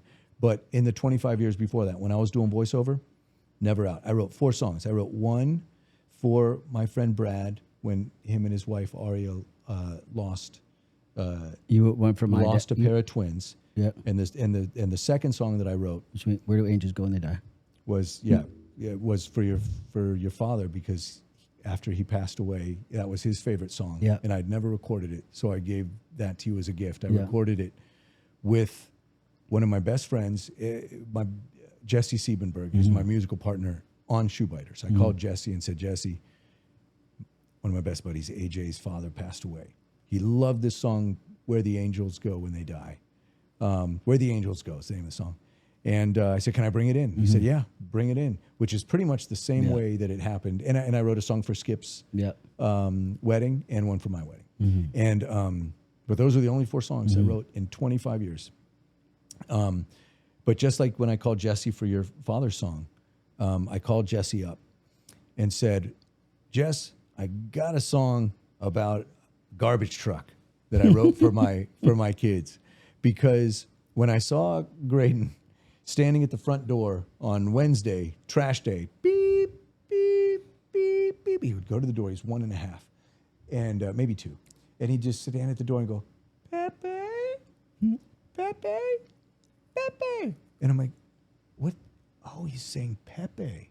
And Pepe is our garbage guy, who is the coolest guy, who would come up, come out, get out of his truck, give my little guy Knuckles high fives, huge smile, say hi, wave. And he was just a hero to my son. Like, he'd take extra time. He's probably late for his next thing. And my son loved him. So I was like, I'm going to write a verse and a chorus for Pepe. And I did. Chugga, junka, garbage trucks. And that night, Megan came up to me with the baby monitor. And she's like, listen. And Graydon was in there in his crib going, garbage truck, junk, garbage truck. And I was like, oh, this is too sweet. So I called Jesse and I said, I got a song. Can I come down? He said, yeah, bring it down. I brought it down. I play the rhythm guitar on acoustic, and I do a scratch vocal, and then Jesse lays down the drums. He's a multi-instrumentalist, a brilliant, amazing, incredibly talented It sounds like me. Yeah, just like Just me. Just like you. I mean, you play organ and slide and all of pedal it. steel. I'm a multi-instrumentalist. Yeah, exactly. Yes. And Jesse played it, and afterwards I go to write the check and say, "Hey man, thanks for having me down." And Jesse goes, "Hey, this was so much fun. Don't even worry. Let's do more of these together. Don't even worry about it." Now Jesse's a super pro, and that's how he supports his family. So that was a super generous offer.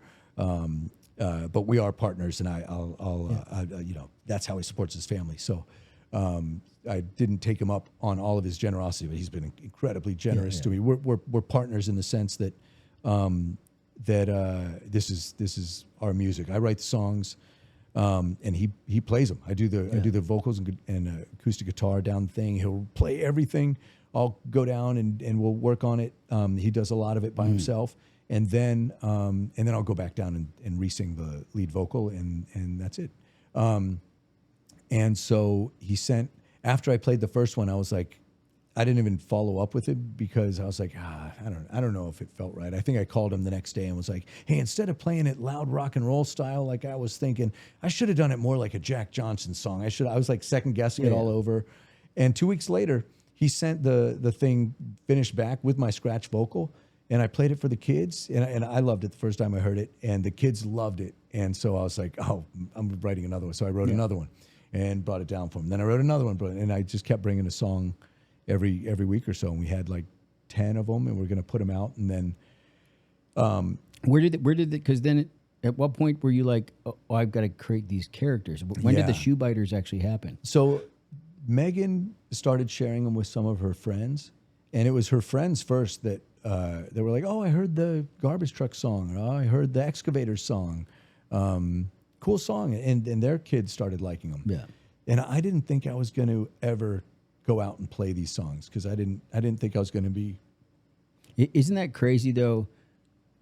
You didn't think you were going to play these songs because you were doing it because you loved it and you were doing it. It was coming from such a pure place, as opposed to when you were writing music in the past, all you wanted to do was go out and you weren't connected to you hadn't lived the life because I feel like really good musicians, the ones that I like, whether young or old, it's just that some people are connected and they have a story to tell. You're exactly right. They're able to connect to the emotional heartbeat of a moment that other people can do. And we were talking about that AI and stuff. Right. Like, it's soulless. There's something missing from that. And the human spirit and the ability to tell a story in a narrative to create emotional attachment. And with songs, songs hook you, not because of the words, because it puts you in a state where you're like, I'm thinking about something.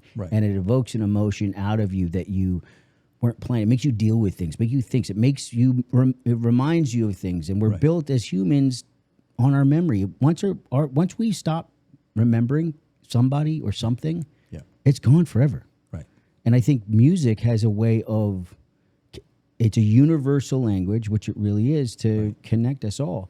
And it's crazy. Like, I don't think you were outside the recording booth for all those years in there. And for the first time, you were in your home, going through life, creating something that you were so connected to, that was so honest and pure.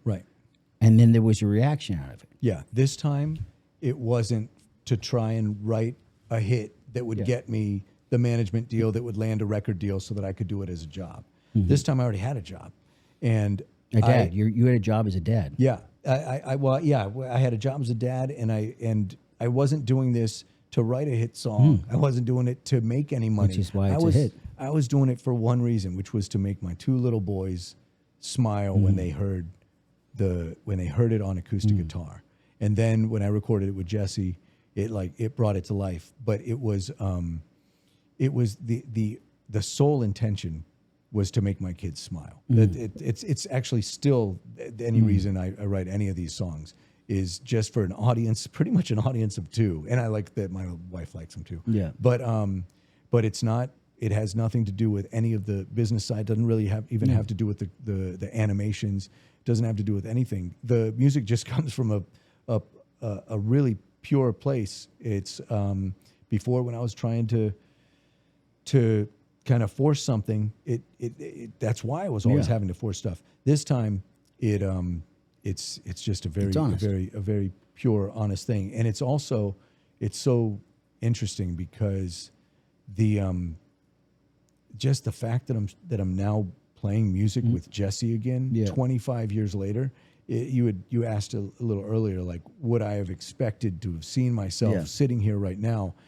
That dream, if the dream was a fire, water got poured on it, it was extinguished, it was gone. I did not think there was even a spark left, but somehow it's gotten fanned, and now my love and passion for music and songwriting and recording and playing is like even more passionate and genuine than it was back when I was 25 trying to do this for a living. Now I love it so much, and being able to share that with my kids who love music. Yeah.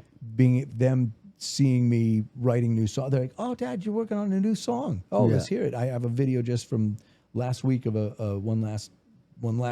Then I got to stop writing these songs because it's like every time I start writing a song, I go into a cave for a week, and like Megan's like, "Oh no, you're writing another song." I'm like, yeah, it's like a thing, but which is a really good thing. But my kids, they really love seeing the creative process kind of happen.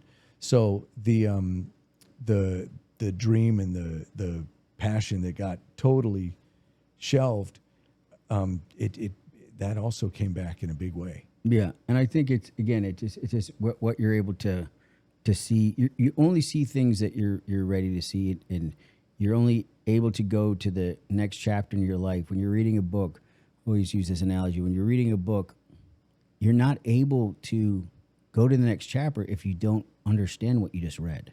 Right. And if you don't actually understand, then you go back and you read it again, and you read it again, and you're like, I don't get it. And sometimes you miss little details, and all of a sudden when you go, oh, I understand what happened in chapter. I got to go to chapter 2 now. And then you're there for a little bit. And I feel like it's chapter, and I feel this next chapter with the Shoe Biters. Like now you've got this cartoon. You've got the music.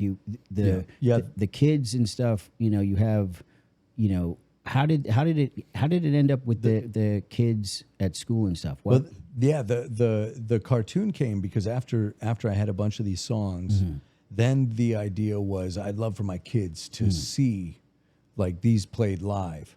So I called up some music friends, Greg Pager, Pager, who is a really talented guitar player that I've known for over a decade. I called him and said, he also has a young son. And I said, I got kid songs. They're rock kid songs, but they're meant to be played loud.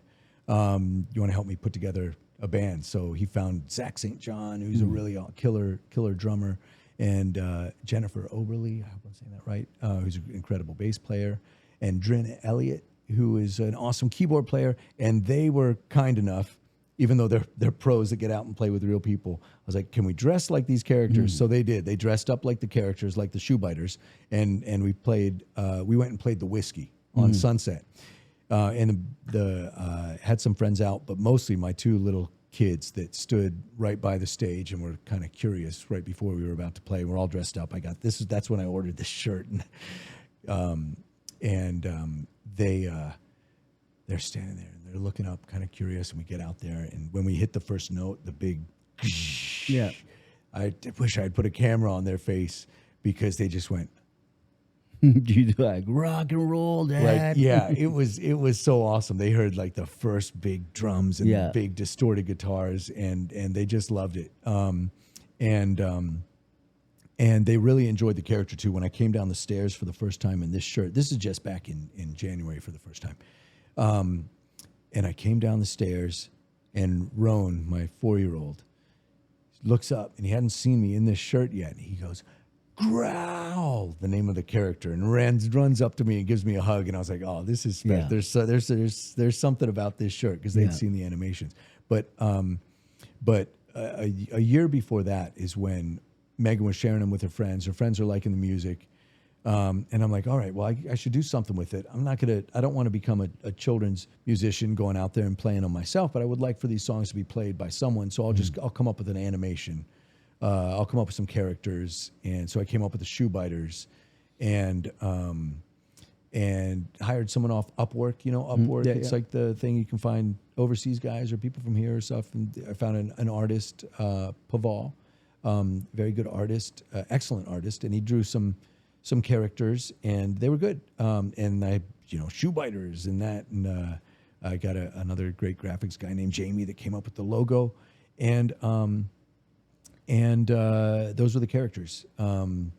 And I did kind of like a rough storyboard. Some of my voiceover friends helped me connect with a storyboard artist, and I did that. And then hooked up with my friend Adam McAllister, who I knew through doing Conan promos for the whole time he was at TBS.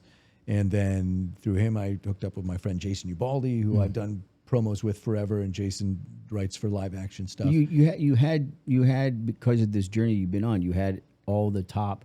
These are some of the biggest people in the business. They're excellent writers, promo writers, and then also do scripts and live action and stuff. So we started developing the concept, and then Jason, we took it as far as we could, because now it was time to either to make a real animation or find someone to partner with.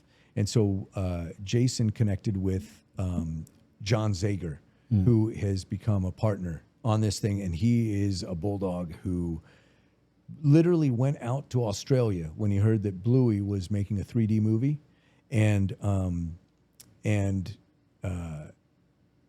recruited ex-Bluey artists. Really? And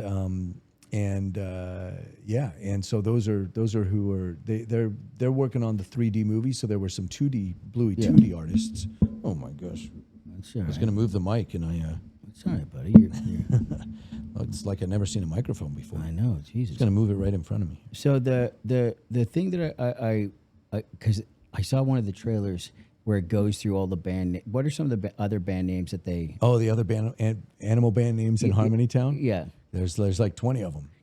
Just give me a couple because they're so good. Some of my favorites are Grays Against the Machine, Goats, because Zach's got his goatee and all that stuff. And also Tom Morello is, there's a character in the Shoe Biters, Ruffy. He's the lead guitar player. And the guitar he plays is kind of modeled after the Arm the Homeless guitar, but it's called the We Are the Toys guitar. But the lettering and the stuff is just like it's a tip of the hat to the legendary Tom Morello. And so that's one of my favorite. But yeah, Ruffy also has a bandana. He'll wear a bandana, but when he puts it around his neck and kind of wears it like that, then he turns into Rockstar. But when he doesn't have his bandana around his neck, then he's a little self-conscious. And so what are the Grays Against the Machine? Yeah. Oh, 9 Inch Snails. 9 Inch Snails is really good. Let's see. Pervana. Pervana. Cat Cobain. And Pervana. Stink 183. Oh, Stink 183. Are they the bad guys? Huh? Are they the bad guys? Are they the villains? No, Stink 183. They're just good band. Although the drummer, the Prairie Dog in Shoe Biters, he thinks he's a dog. He acts like a dog. He bites shoes. That's where the Shoe Biters got their name. He likes to eat dog treats. Because prairie dogs aren't dogs. They're those right. Little, they're not dogs, but he thinks he's a dog. He's a teeny tiny prairie dog that plays big, huge, loud drums, and his name is Barker. So he's modeled after Travis Barker. He wears a sleeveless shirt. So yeah, then there's there's Hound Garden. There's Weasel. Yeah. There's Mole. I love it. There's the Red Hot Chili Peckers. They chickens? They're woodpeckers. Woodpecker. Oh, nice. Yeah. And then there's Metallica. Oh, we have them as we don't want. I mean, Metallica is one of my favorite bands. In fact, my kids they're always asking to hear one Ride the Lightning. So it's so funny hearing these two little kids singing to Ride the Lightning. But they're into Fade to Black. Like some of their favorite songs are all. I mean, it's so original. It's got its own little thing, but within the messaging of, which is what I think is where it's really connected with you on, because it's one thing to be called back to what your first love was with music, but then finding this purpose of, with these kids and connecting with it, I think is what, from talking to you and seeing you talk about it, has really been what's the driving force behind this. It's like where you're creatively stimulated because of this narrative. So just walk me through this, like how do you tell this narrative and what does it mean? Because there's so much stuff for parents, and I know being a parent, our kids could be watching something. I'm like, what is this? Right. And you're always worried, and we don't have the time all the time to like vet all these things. So it's nice to know that they're getting a message out of it. And then when you play in front of these kids know your songs. Right. Yeah. Because it started at my son's school, Peabody Elementary. Mm-hmm. And their wonderful teacher, Audrey Hughes, she said, come on in and play some songs, but wear the shirt. So I said, all right, I'll come in and wear the shirt. And I went in and I played Glow, which is one of our songs, and they really had a good time with it, and were bouncing around and really got into the character because she had been showing them Glow, the music video, beforehand, and it went really well. And by the end of the day, the other 4 kindergarten classes had reached out through my wife, who's a behavioral therapist, does behavioral therapy work and works at Peabody. So they reached out to her and said, hey, so all the other teachers started signing up, kind of saying, come in and do it. So I think like by the next day, I did the other 4 kindergartens. And then the first grade teachers wanted me to do 4 back-to-back sold-out shows at kindergarten. Sold out shows. It happened really organically. The first graders It's BYOC, bring your own cookies. And after I did the first grade classes, one of the administrators said, hey, can you do a full assembly? And I was like, yeah, I guess so. She meant the TK, the kindergarten, the first grade, and there'd be like 225 kids. And I said, yeah, give me 3 weeks and I'll write one. So I wrote Growl's Rockin' Growth Mindset, which is it's got a multimedia thing. So I had the voiceover artists do some new voiceovers where I talk back and forth with them, kind of talking about some of the songs, and then each song has a power word. So it'd be like when we're talking about the song Firefighter Natalie, I'd be like, wait a minute, Firefighter Natalie, that sounds like a powerful word. And I relate it to courage. So the power word for Firefighter Natalie is courage, because I pretty much say, wait a second, to have incredible music, you need to have power chords on the guitar. But to have an incredible life, you need to have power words in your vocabulary. So, so it'll be. I think I messed that one up, but yeah, power chords, and every time I say a power word, then it's power word. Yeah. So, and I also took the album that was going to be a double album with like 24 songs, 23 songs, and split it up. So now it's 2 different albums, and each song is a power word. So it'll be like Glow, authenticity in parentheses. So each song has a word, because kind of naming emotions and having, with Megan being a behavioral therapist, she's into like, if because with our kids and stuff, when they're feeling frustrated or they're feeling anxious or having, like, I wasn't taught how to label all these complex emotions as a young kid, but they're that's a big thing, is being able to and when a kid can identify what they're going through by a word or through a song or something, you're like, oh, okay, because it's you get caught up in your day as a dad and you're busy and stuff, but then you can see, like, maybe they're going through something, but you're like, so when you can find those words that will, at least there's an understanding that they don't feel alone. They don't feel, you can get like, oh, I know where, and like, this is what I'm going through. Like those, I think it's really important. And I think this is where I believe this is really going to take off, because it creates this bridge between the kids, the families, and the ability to talk. And it's because it's these music videos. It's this great, like, little, like, hits of like, okay, this is this, and then it's on to the next one.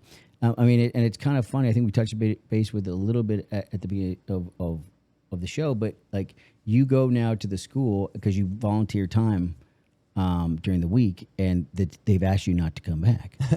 Well, this whole school year, on Wednesdays from 8:30 to 9:30, I'd go in and help with reading. Yeah. And it was totally fun. After that hour, or I think it's 50 minutes. After that, I'd go to the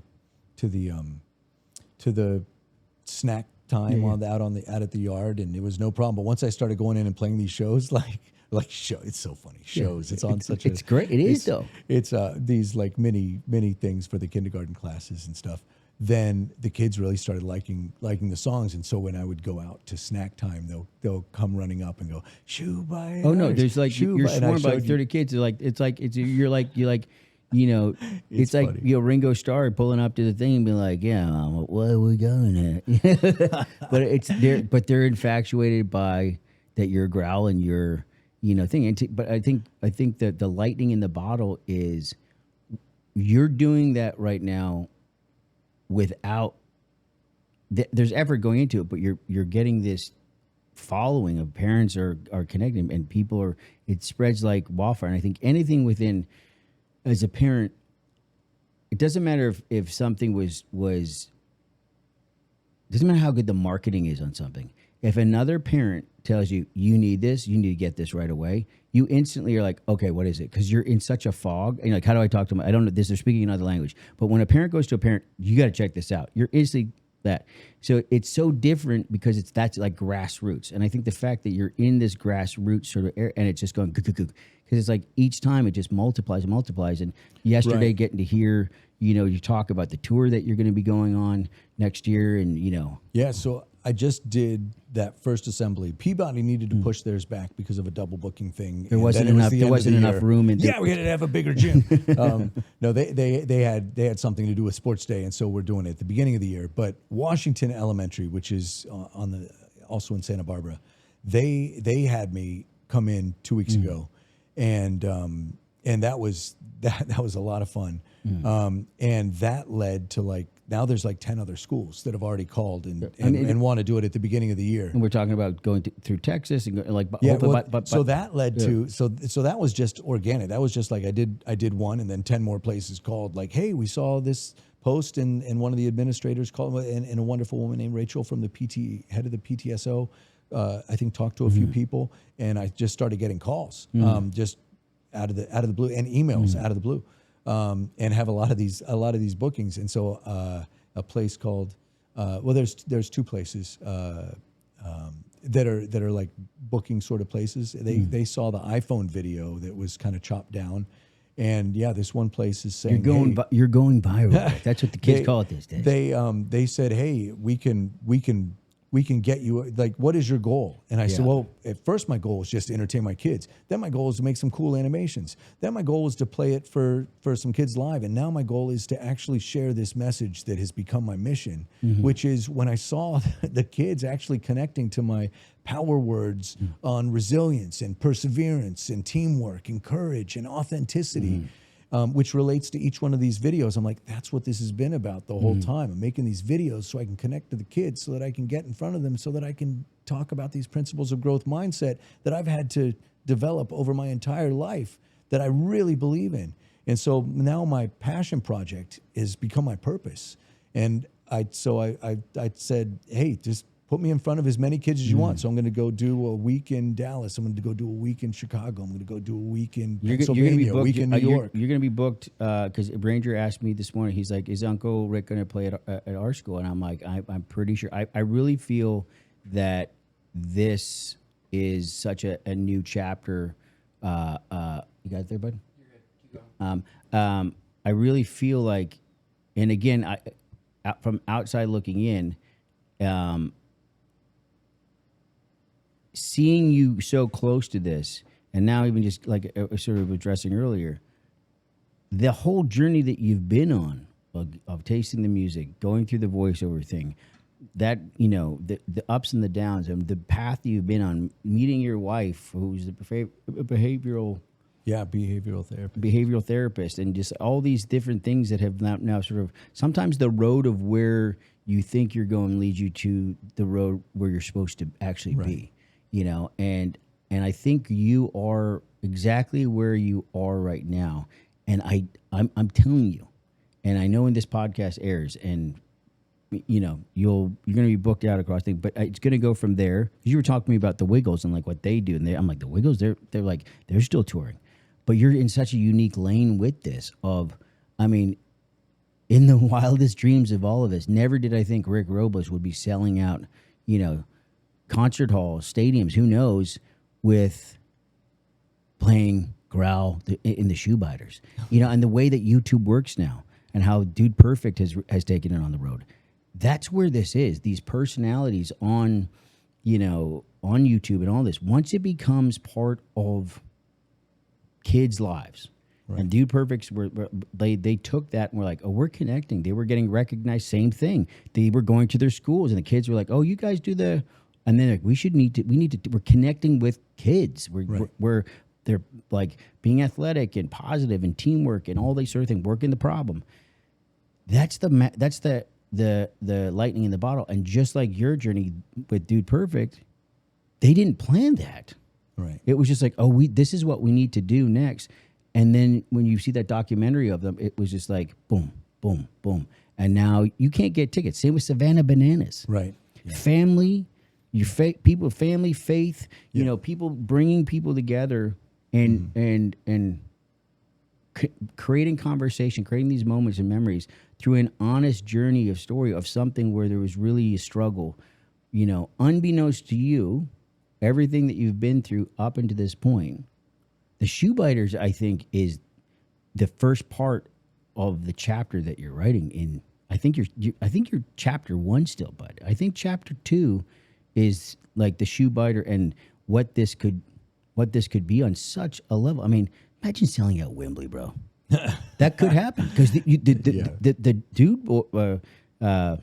Well, the Dude Perfect guys are amazing. They sell out arenas, and Jesse and his Savannah Bananas are just incredibly inspiring. It's not out of the thing. And when you are that viral on things, and I really believe this is going to be something, because even playing it for my kids, I was watching when we were going to take them to camp today, lacrosse camp, and watching them, we're just like, Uncle, that's you, Uncle Rick. Oh my God, it's you. You're him.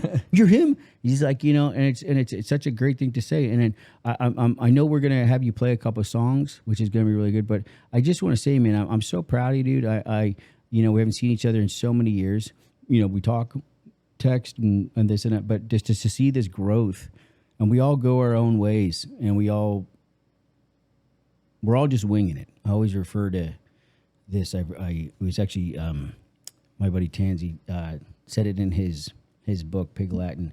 He's like, dude, when he became a cop, he's like, I didn't know what I was doing. I'm just winging it, you know? And his dads were just winging it. We have no clue, you know? And it doesn't matter what book is written in life. You just, that day that you got ahead of it is like, you're just winging it. And I think when you learn the lessons and can really lean into that and be surrounded by great people and be present as a dad. Like if you weren't present as a dad, this magic would have never happened. Right. You felt the need to go back into the closet and dust off, you know, that guitar and bring it up, blow the dust off the thing and sit there with the kids and you saw that Pepe and you're like, oh, that motivated you to create this magic. It came from a sincere thing, and everything is based on this journey that you've been on is this sincere thing. And I'm really proud of you, man. I really am. Oh, thanks, man. Yeah. That's very moving to hear you say. Well, I know we're going to sort of take a second and relight and stuff and do it, but I won't get to say it at the end of the thing. But thank you for coming on the show, buddy. I'm very grateful that you came out here. It's great to get to spend this time with you. It's probably going to be one of my favorite podcasts. You're one of my first dear friends to ever come on the show, and I'm just really proud of you, buddy. Oh man, you're the best. I love you so much, and I'm so proud of you. Being in your home with your amazing family and the life you've created out here. Thanks, buddy. It's really awesome. Well, I hope I get free tickets to the freaking Shoebiters, buddy, because I guarantee you, Dad, I'm going to get, because Dad, when are we going to see Uncle Growl? It's not going to be Uncle Umph anymore. It's going to be Uncle Growl. I'll take that. So I want first row tickets, and I do not want to wait in line, pal. Deal. I love you, buddy. Thanks for coming and doing the show. Man. Thank you. All right, and this is called Excavators, power word meticulous.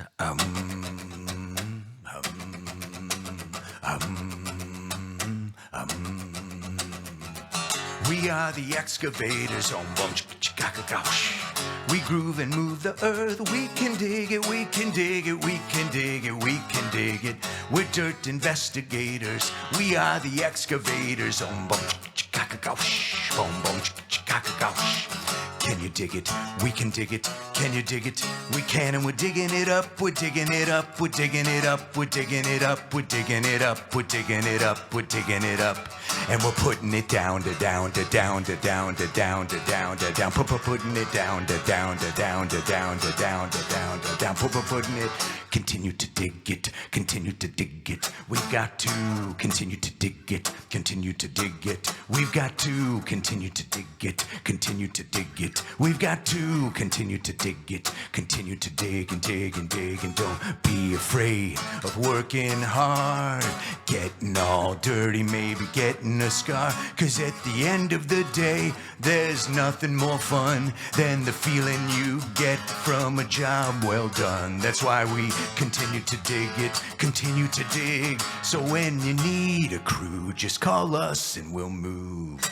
Anytime, anywhere, we'll be there, because we are the excavators. We groove and move the earth. We're dirt investigators. We are the excavators. We are the excavators. We groove and move the earth. We're dirt investigators. We are the excavators. Boom boom boom boom boom boom boom boom.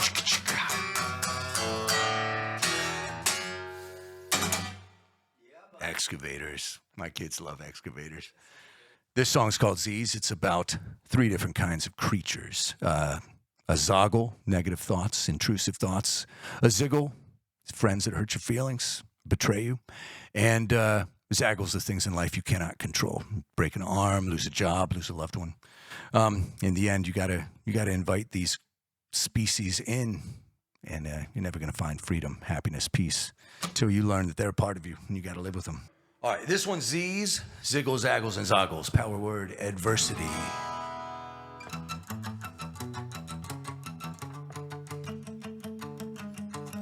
Z's are these diseased, icky, prickly things. They're mean, they bite, they're green with stripes to frighten you and me. So if you see one run under your sunny day, know their names and games these creatures try to play. Zoggles boggle up your mind sometimes. You'll need to climb the steepest tree that scares you, dares you, shakes your knees, 'cause that's where their arrows disband. Don't fear flying high or you will never land upon that hill, so you can build permanent castles in the sand. I promise you one day you're gonna understand. It's all one great big master plan. Permanent castles in the sand.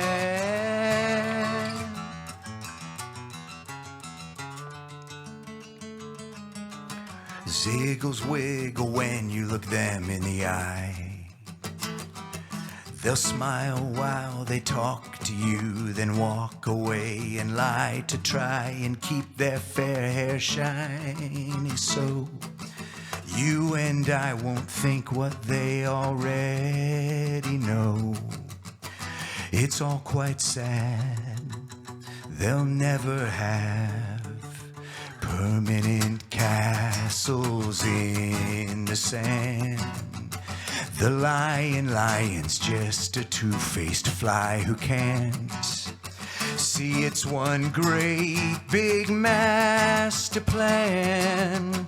Permanent castles in the sand.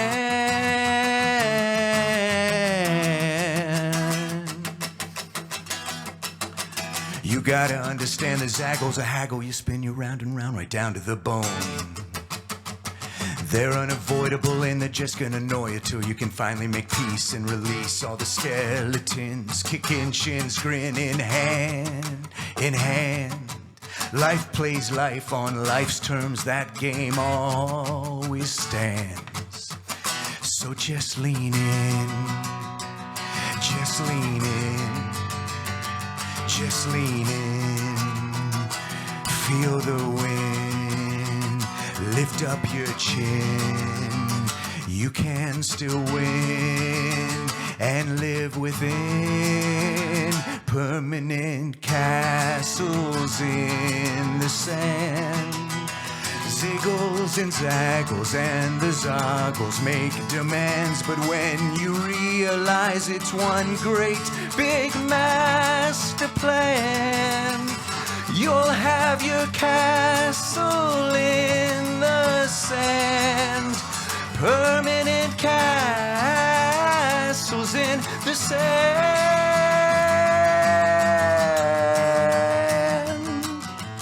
It's one great big master plan. It's one great big master plan. It's one great big master plan. It's one great big master plan. One great big master plan. It's one great big master plan. One great big master plan. It's one great big master plan. It's one great big master plan. It's one great big master plan.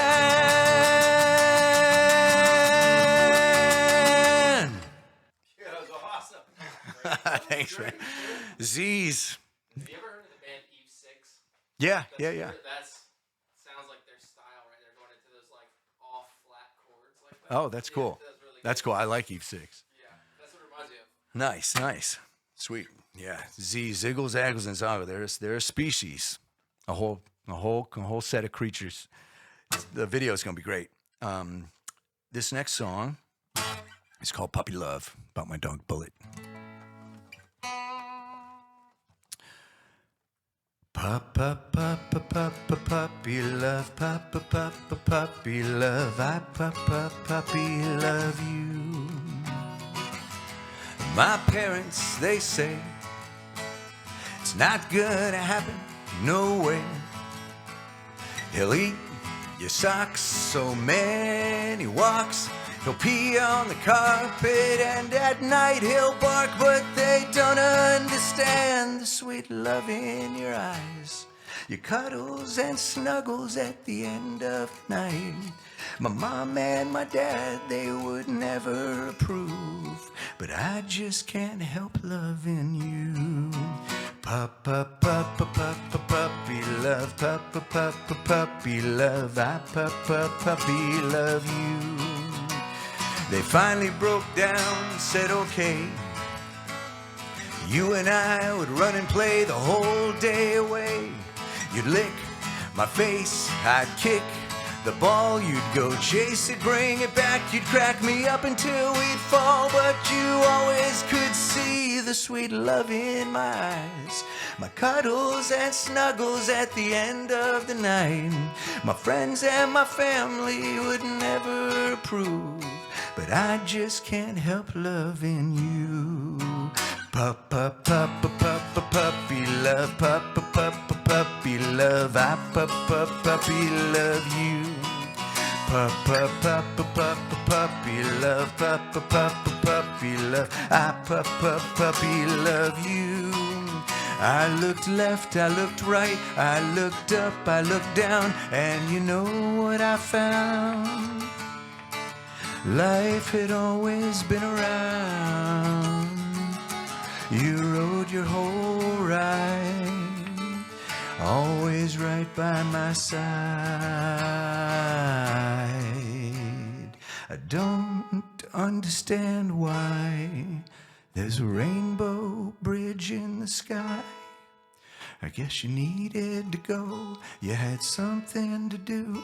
I know when I look up, all those colors are you, and I'll never never forget the sweet love in your eyes, your cuddles and snuggles at the end of the night. My friends and my family, my mom and dad too, we will all never stop loving you. Puppy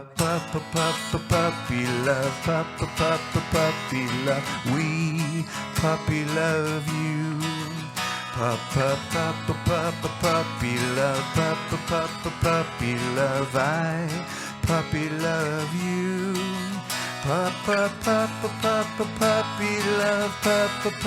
Puppy love, I'll always puppy love you.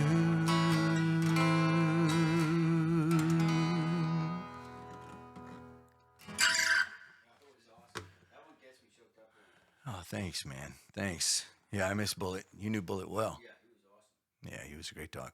I'm going to try my new one that I haven't even recorded yet, but I think it's a great song. It's an ambitious one. It's about, it's called Watch Me Fly, and the power word is melancholy. And it's, you know, because kids deal with getting bummed out and having tough days and everything too. So this is about that. Here we go. 1, 2, 3, 4. Ever feel like you're walking but your feet are stuck? I can do it, I can do it. You keep on talking but your words are coming out as muck. I can do it, I can do it. You're not alone today. Everyone feels this way. The sun will shine a ray. These are the words to say. You say, I can do it. I can do it. You can watch me fly up into the sky. I'm so high, finally I'm alive. I am not afraid to try. Watch me fly. Making friends, it can feel like I'm cracking codes. I can do it, I can do it. Up in my head, I'm peeling down so many lonely roads. I can do it, I can do it.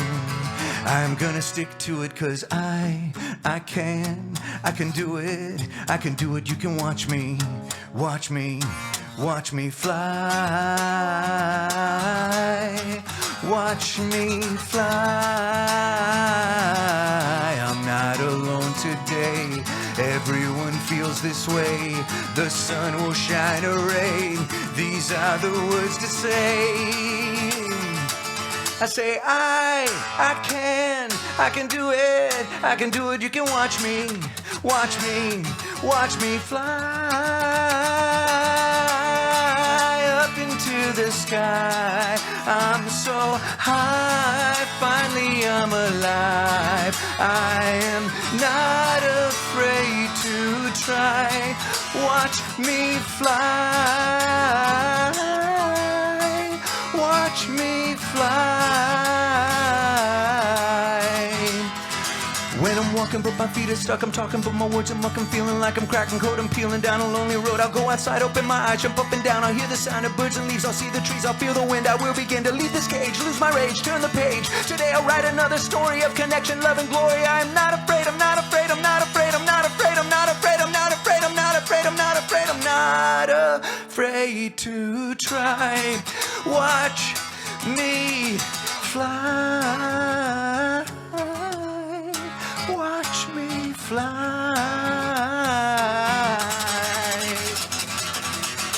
Watch me, watch me, watch me, watch me, watch me, watch me, watch me, watch me, watch me, watch me fly.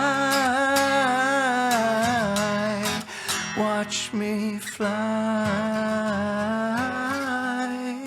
Watch me fly.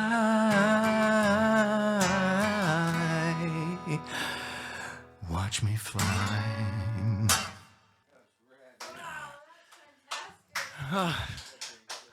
Thanks. I'm just glad I got through it. I just wrote it 2 weeks ago and just about to record it.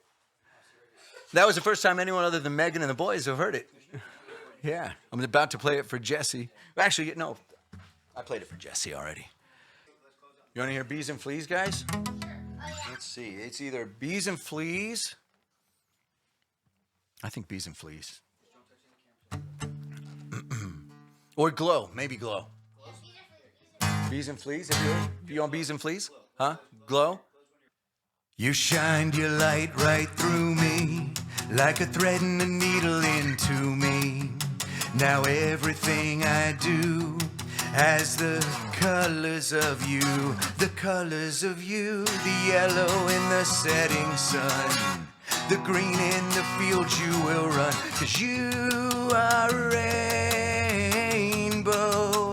So let your colors glow, glow, glow.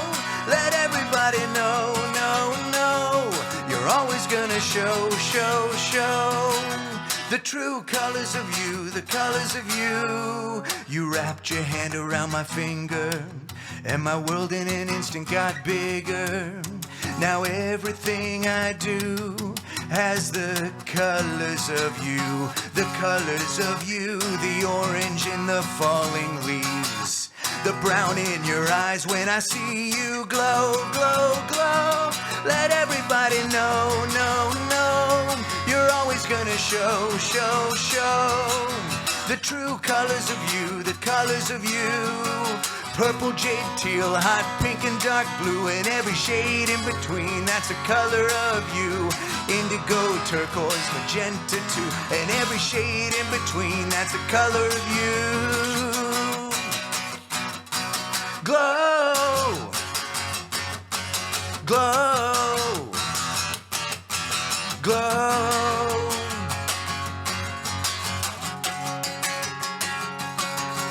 When the world's mad, sad, and gray, trust your light in the night to find your way. 'Cause you are a rainbow.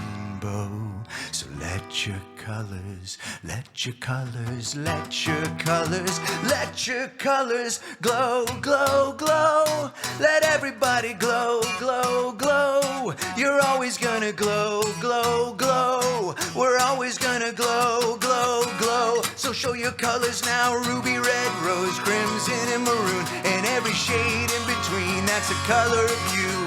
Violet, scarlet, fuchsia too, and every shade in between, that's a color of you, that's a color of me. Let everybody see us glow, glow, glow. Glow, glow, glow, glow. Glow, glow, glow, glow. Glow!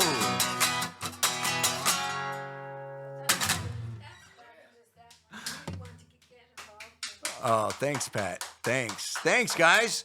Thank you for listening to all that. I appreciate it.